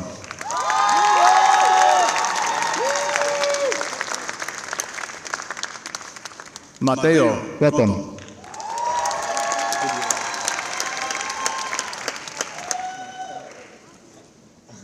Elena Elizabeth Davis.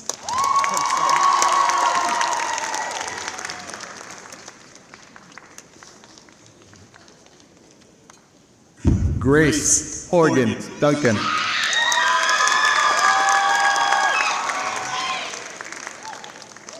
Graduating with art area high honors, Emery Ray Goldstein. Also graduating with art area high honors, Hannah Claire Forwat.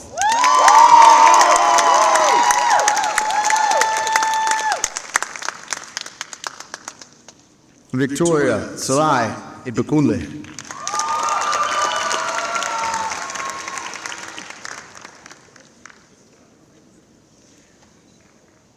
Graduating with academic highest honors, Valedictorian Matthew Zhang.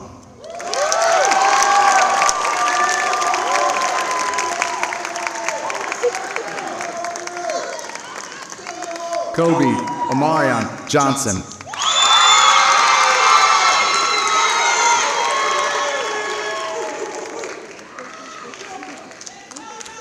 Graduating with art area high honors, Mars Elena Zar.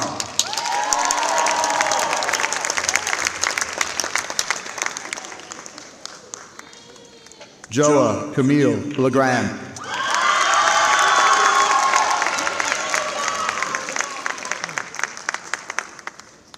Mariela Sienna McCombs.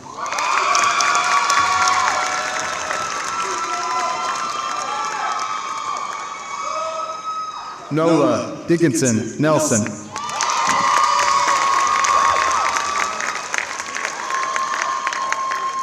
Graduating with academic highest honors and art area highest honors, Valedictorian Anna Parker.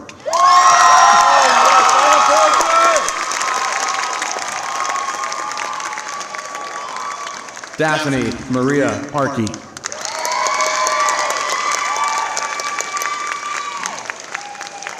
Aspen Rito.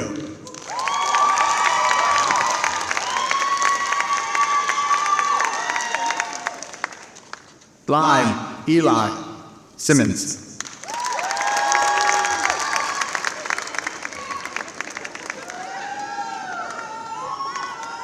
Mayan, wait, let me do this correctly. Graduating with academic highest honors, Valedictorian Mayan Lila Sunshine.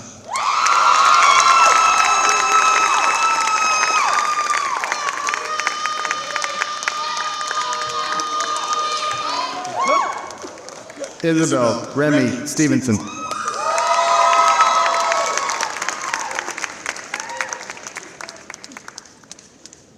Ethan Gias Stiefel.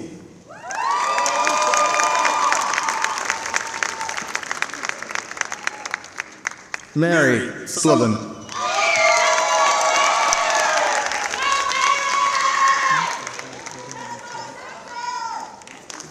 Sharon Finn.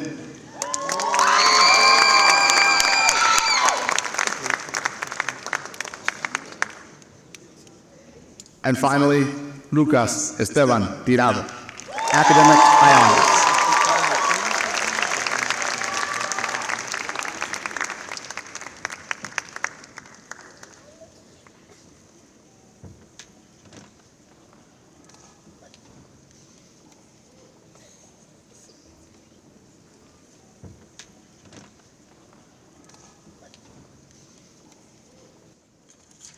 Congratulations, class of 2025 Creating Writing Department graduates. And now, Janie Carruthers and Courtney Jones will present graduates from the dance department.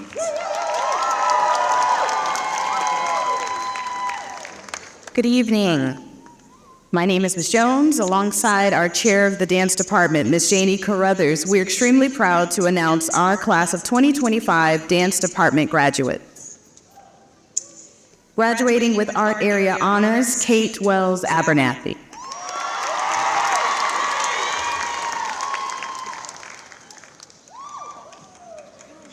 Kayla Daniela Didialua Simisola Akintayo.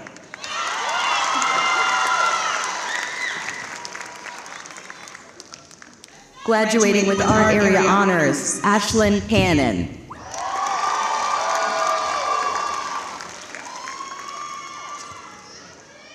Clarissa Sydney Chin.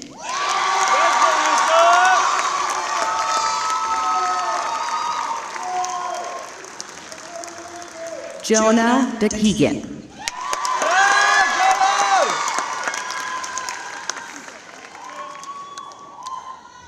Ava Sophia Duran.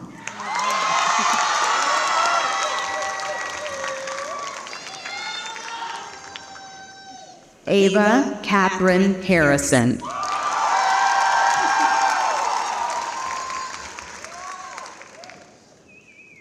Kieran Elise Holm.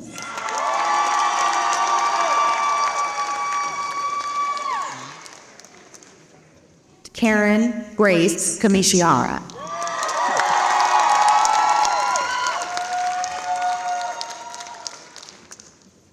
Sarah Isabel Lynn.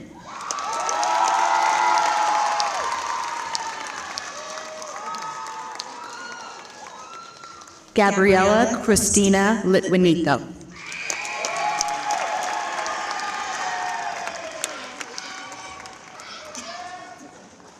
Kendall Dominique Mercier.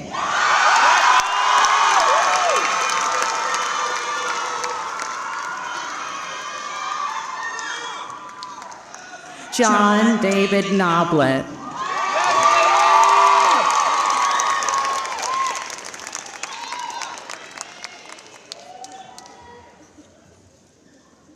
Kendall Whitney Pomares.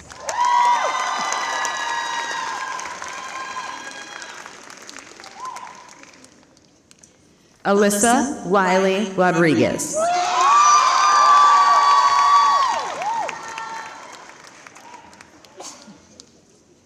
Noah Baldrew.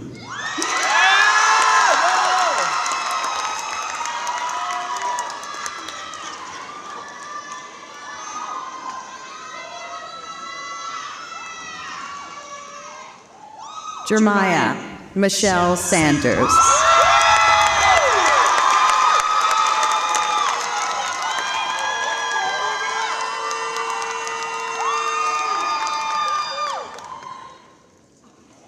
Graduating with highest art area honors and academic honors, Callista Shute.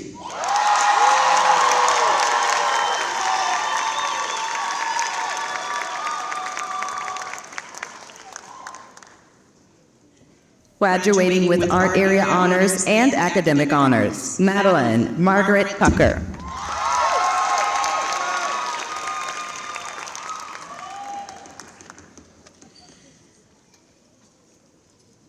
Gavin Dakari Wasto.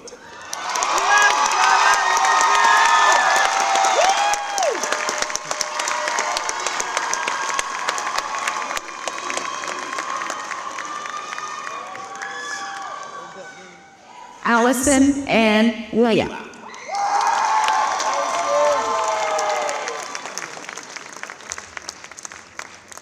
And finally, Olivia and Yee.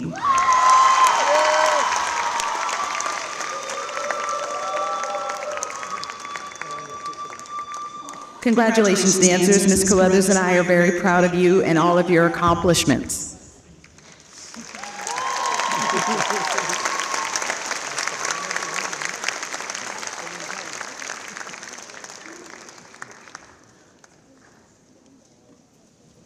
One more time for our 2025 dance graduates. And up next, we have our instrumental music department. Chair Rodolfo Morales will be assisted by Martin Longoria, Brad Smith, James Westfall, and Ogechi Yukazu.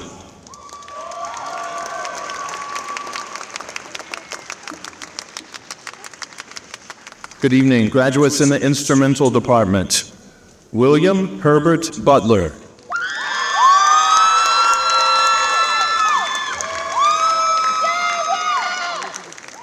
Mia Elena Gomez.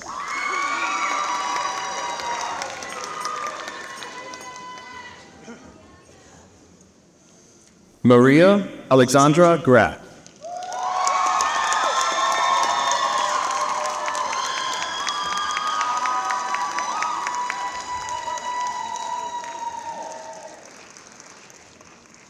Sebastian Cacho Habal.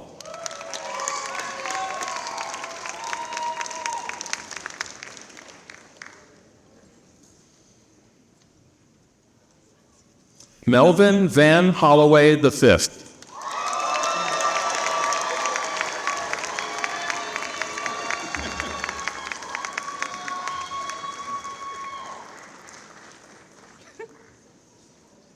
Armani Lavon Holmes.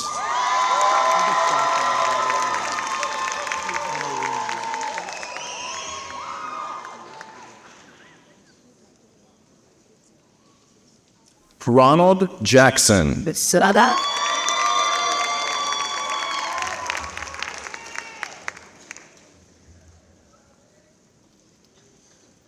Kate Elizabeth Johnson.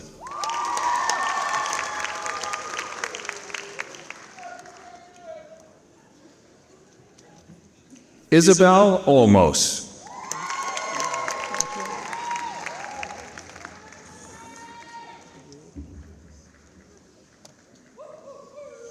Layla Marie Ramirez.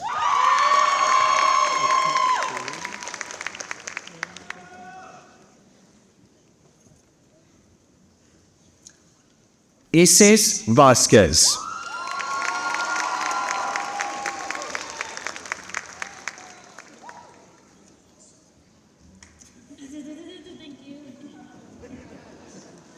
Oh, Win.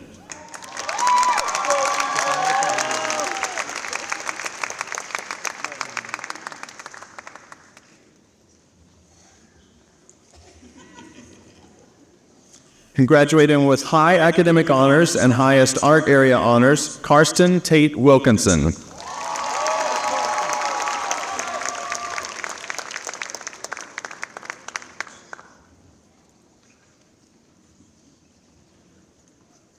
And now for the jazz department, Liam Huntley Brown.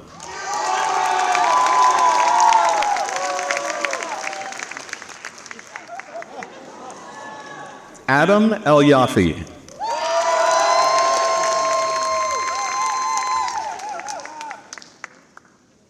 Graduating with high academic honors, Gabriel Farrell.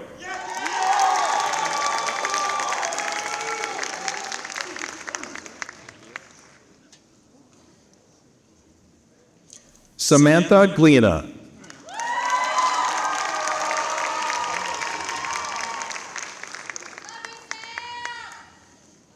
Ajani Charles Edward Lewis.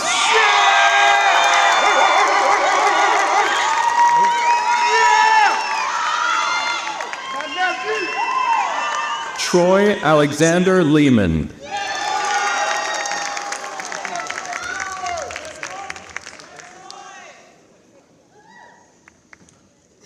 Quentin Stafford.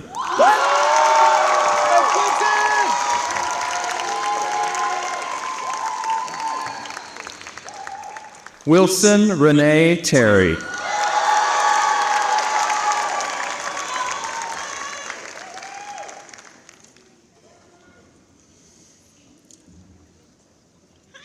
Our Mariachi department, Daniela Sarai Amaya Salinas.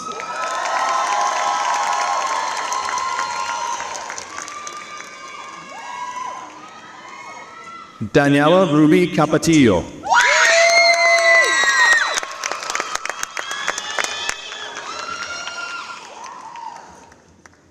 Victoria Gonzalez.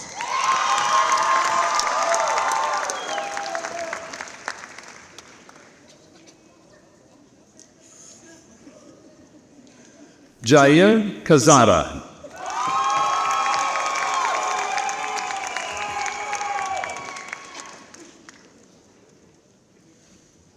Ariana Giselle Reyes.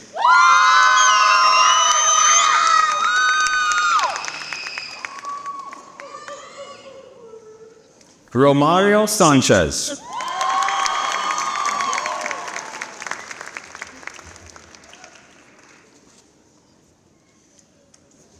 Marion Rose Talon.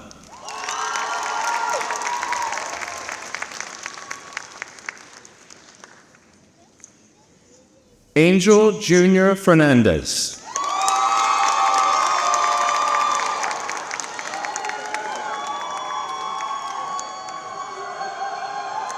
Walter Alexis Machado Hernandez.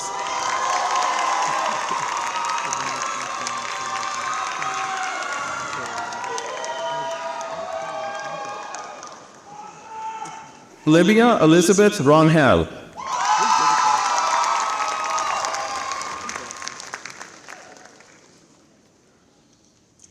Jessica Terron.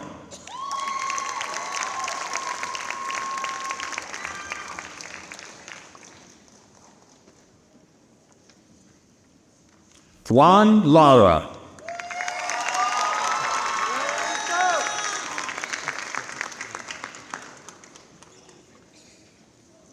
Isaías Luis Torres.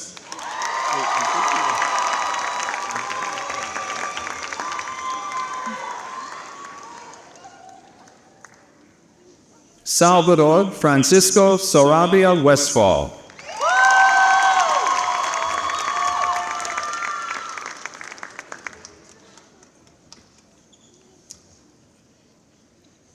And graduates from the piano department, Marcel Crochet.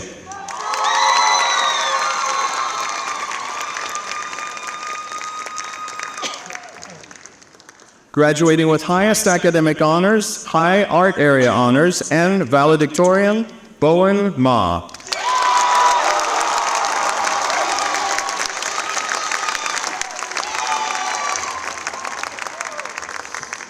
Graduating with high academic honors, Leela Sines.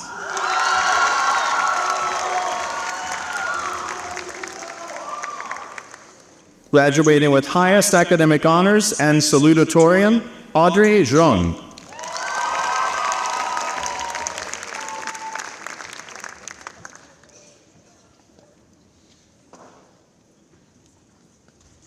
Graduating with highest art area honors, Amy Elizabeth Anawati.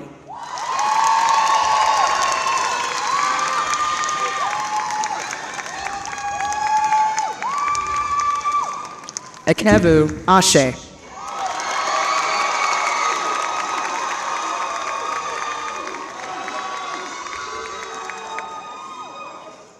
Karen Tara Dickinson.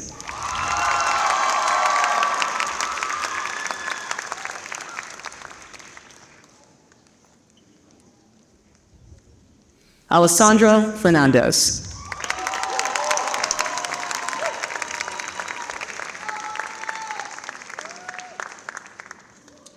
Graduating with high academic honors, Marcel Andres Gonzalez.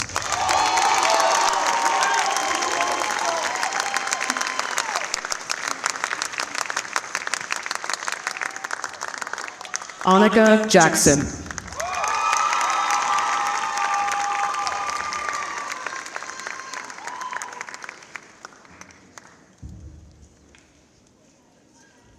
Graduating with high art area honors, Aaron Lewis.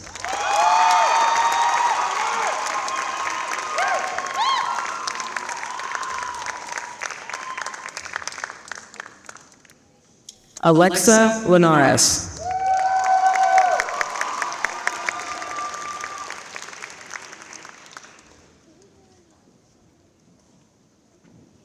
Graduating with highest academic honors, highest art area honors, and valedictorian, James Liu.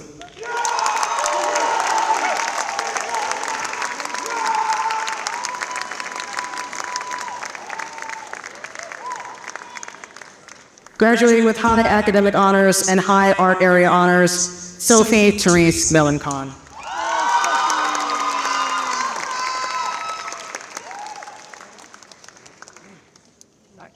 Graduating with high art area honors, Anta Osako.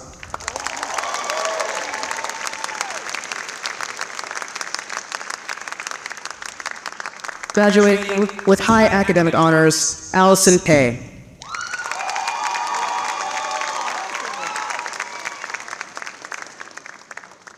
Graduating with high academic honors and high art area honors, Auden Palamelton Smith.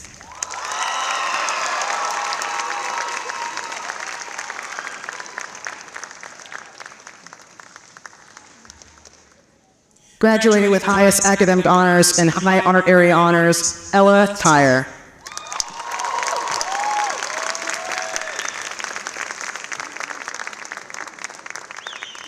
Graduating. Luke Alexander Wallace.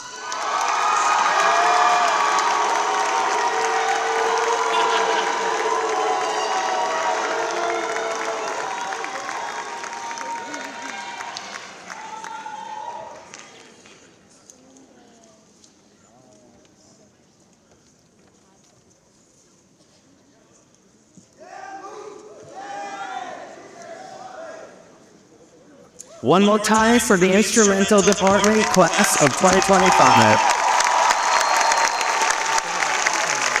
And next up is our vocal music department chair. Marcus Albuquerque will be assisted by Jennifer Miller-Stone and Shania Norris-Nero.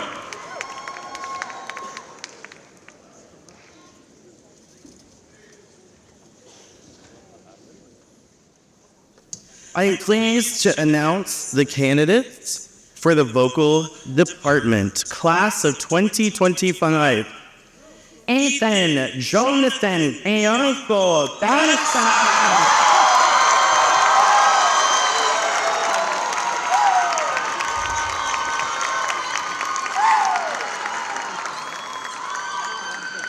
Karen Burnett Carter.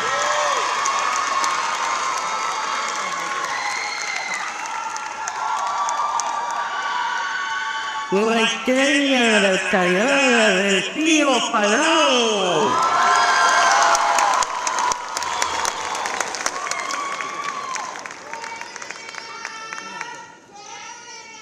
Delia Dino.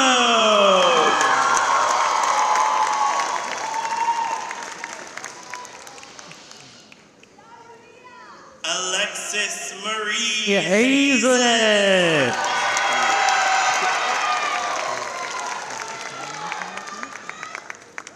Steven Sean Hill.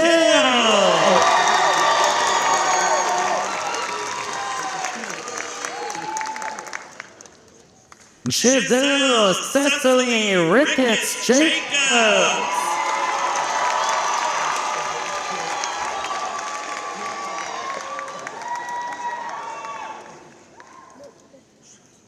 David, Catherine, Lynn.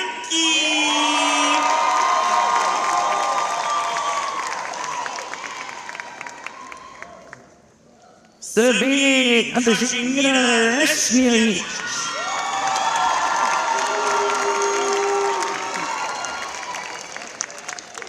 Victoria Grace Martinez.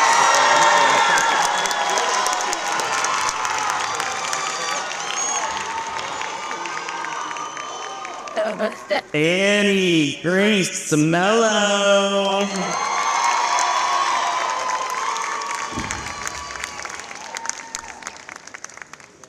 Grace Spear, Annie Perez Ruiz.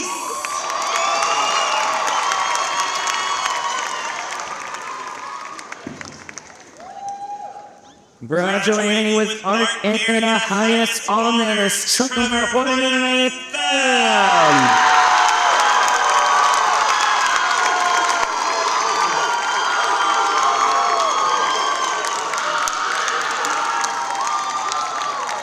Sandra Azure Sanchez.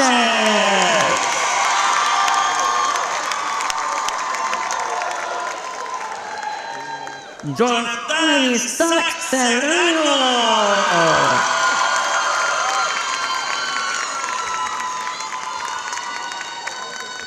Graduating with academic honors and art area high honors, Kavya Tomer.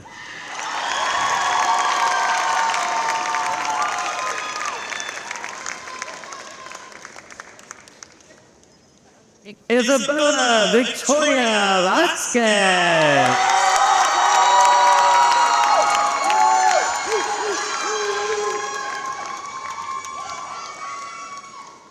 Alexis Celia Villegas.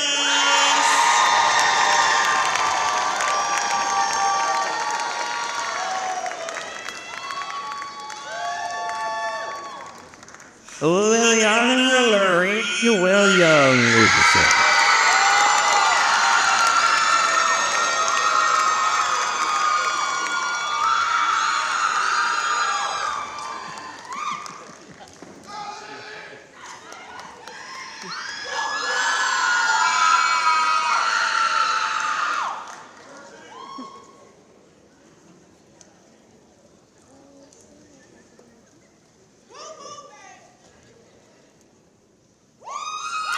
One more time for the class of 2025 vocal department.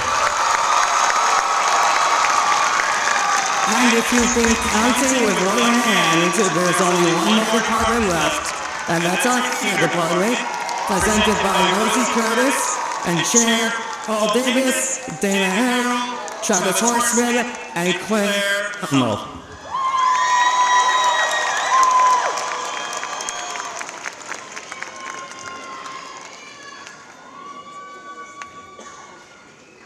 Graduating with art area highest honors, Isabella Celia Aleman.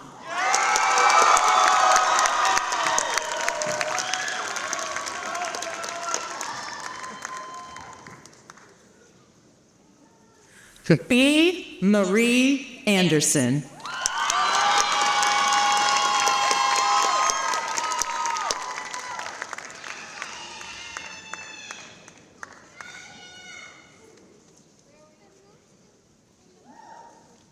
Evian Marie Butler.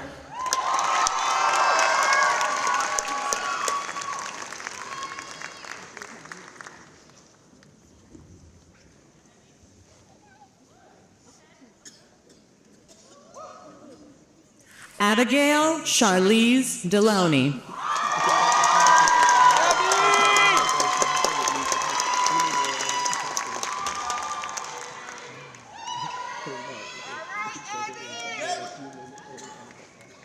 Jazzy Kathy Dixon.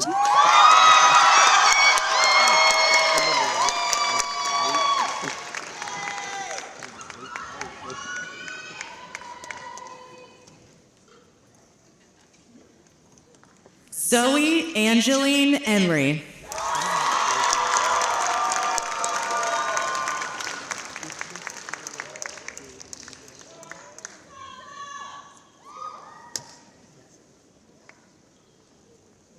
And graduating with academic highest honors and salutatorian, Suraj Ganachari.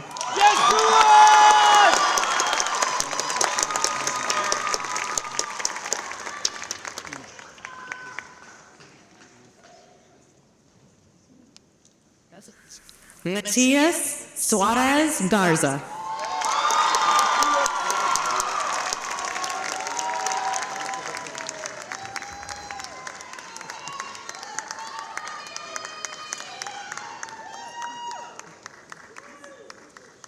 Kaiser Wissam Ghanem.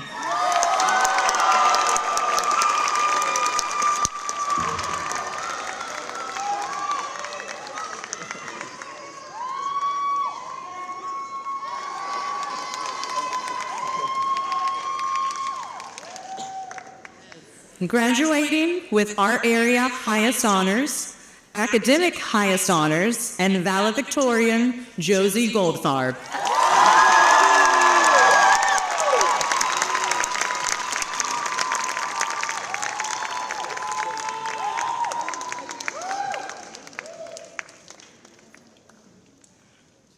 Graduating with our area highest honors, Ariana Janae Green.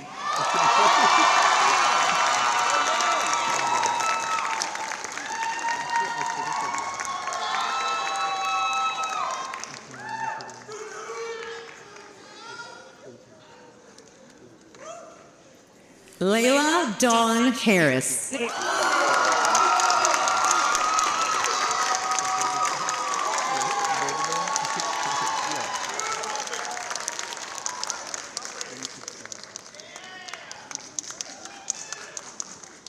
Eva Marcia Johnson.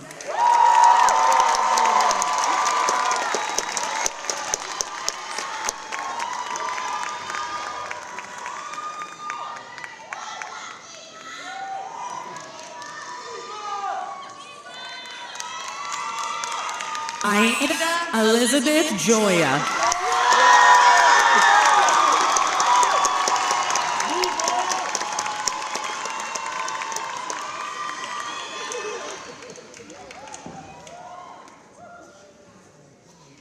Graduating with academic highest honors and valedictorian, Michael Karash.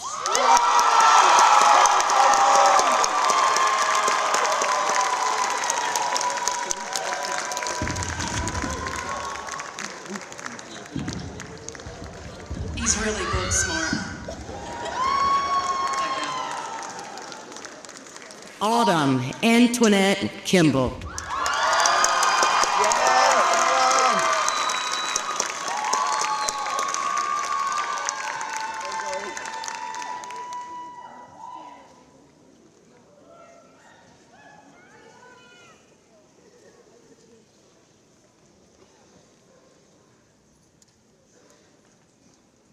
Hannah Elizabeth.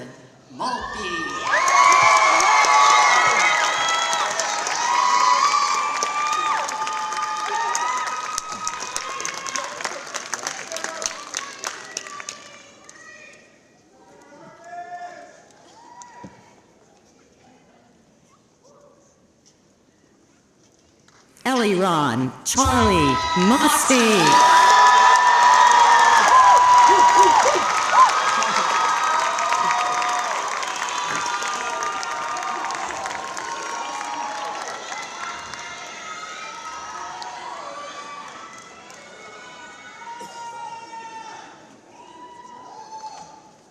Alberto Malati.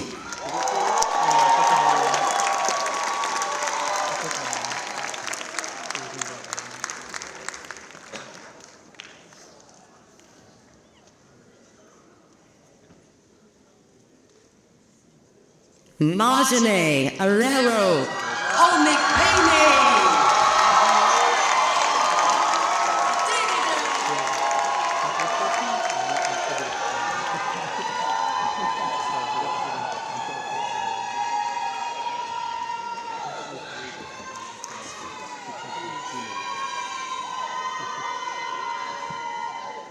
You know him as Matthew M. Arkins.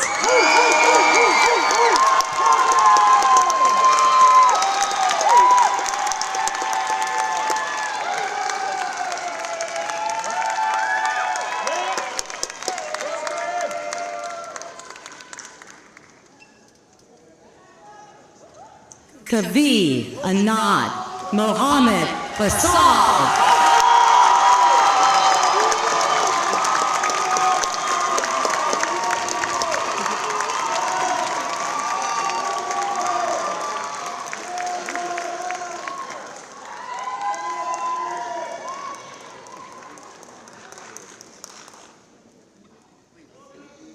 Graduating with art area's highest honors, Lauren Simone.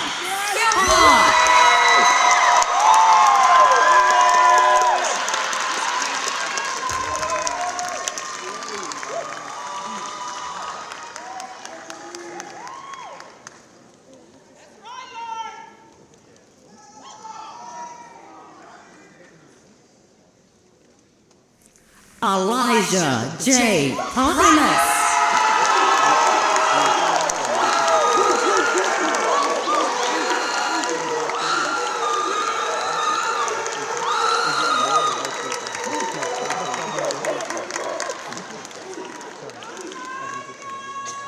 Graduating with art area high honors, academic highest honors, and salutatorian, Sydney Christine Wassa.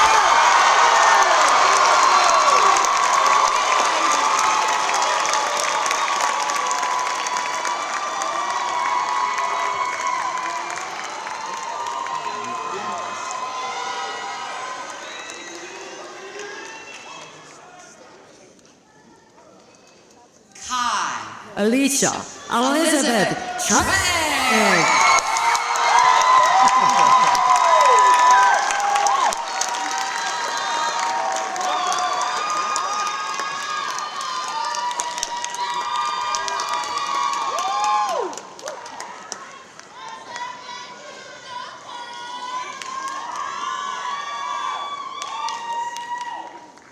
And our final graduate to walk the stage tonight, Alice Jane Wilson.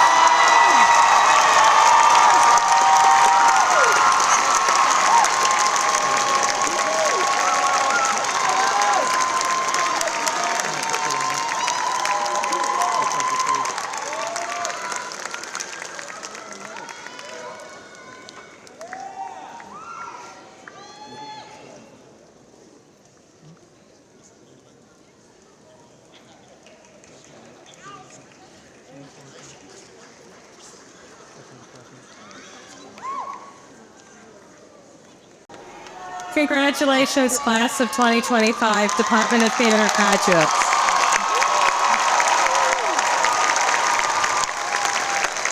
At this time, I would like to ask Dr. Rivas to return to the lectern for a final word.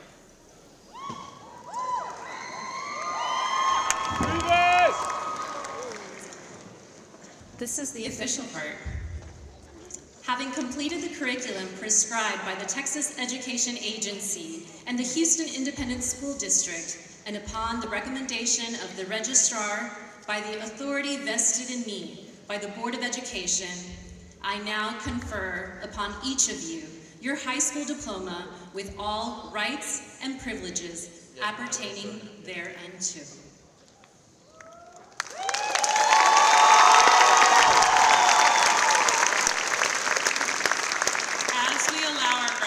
To return to their seats, I'd like to thank you, class of 2025, for withstanding one last history class with Miss Chase. If you ask the history teacher to be the MC, you're going to get history. There are a few of you that have had me as a teacher for 3 years due to the many changes I had to adapt to as we saw several people leave over the course of your time at PVA. Change is tough, and many times we have little choice but to accept it. Hopefully tonight you've learned to lean on who you are when you feel adrift. Parents, grandparents, honorary parents, and family and friends, you have played such an important role in shaping the identities of these students. Sometimes we forget to say thank you enough to those who support us, but I know these students are grateful to you for helping them get to this moment tonight. I'd also like to thank a few people more specifically while we allow the theater students to get settled. As you may have noticed, an HSPVA graduation is special. It is certainly especially long. Putting on an event like this takes a team of people who work well together but are close enough to say, "That's a dumb idea, Mr. Klein." This evening simply would not have been possible without our entire faculty and staff working together, and especially our student tech crew led by stage manager Hazel Egging. However, without Dana Harrell, Travis Westman, and Carol Salazar, Mr. Klein would not have had enough people to boss around. If you need anyone to back up a 26-foot truck on the first try, loaded with everything you've seen on stage tonight and a bunch you didn't, Dana Harrell's your woman. Without Mr. T, you wouldn't have heard or seen us tonight, including the graphics and video, and Ms. Salazar made sure everyone was fed, the diplomas were ready, and that all our special guests had parking passes and instructions. But make no mistake, without Jonathan Klein, tonight doesn't happen. The amount of logistics and planning required are immense when we only have 2 days in this space, and Mr. Klein does it all while singing show tunes. Class of 2025. Tonight, you have unlocked a new addition to your identity, that of high school graduates. In order to mark this new addition, will the graduates of 2025 please rise?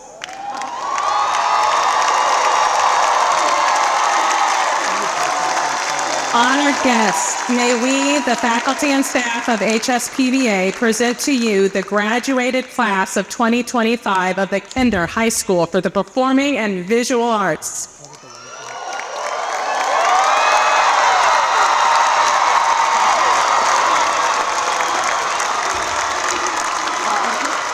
Thank you, guests, as you remain seated during the recessional.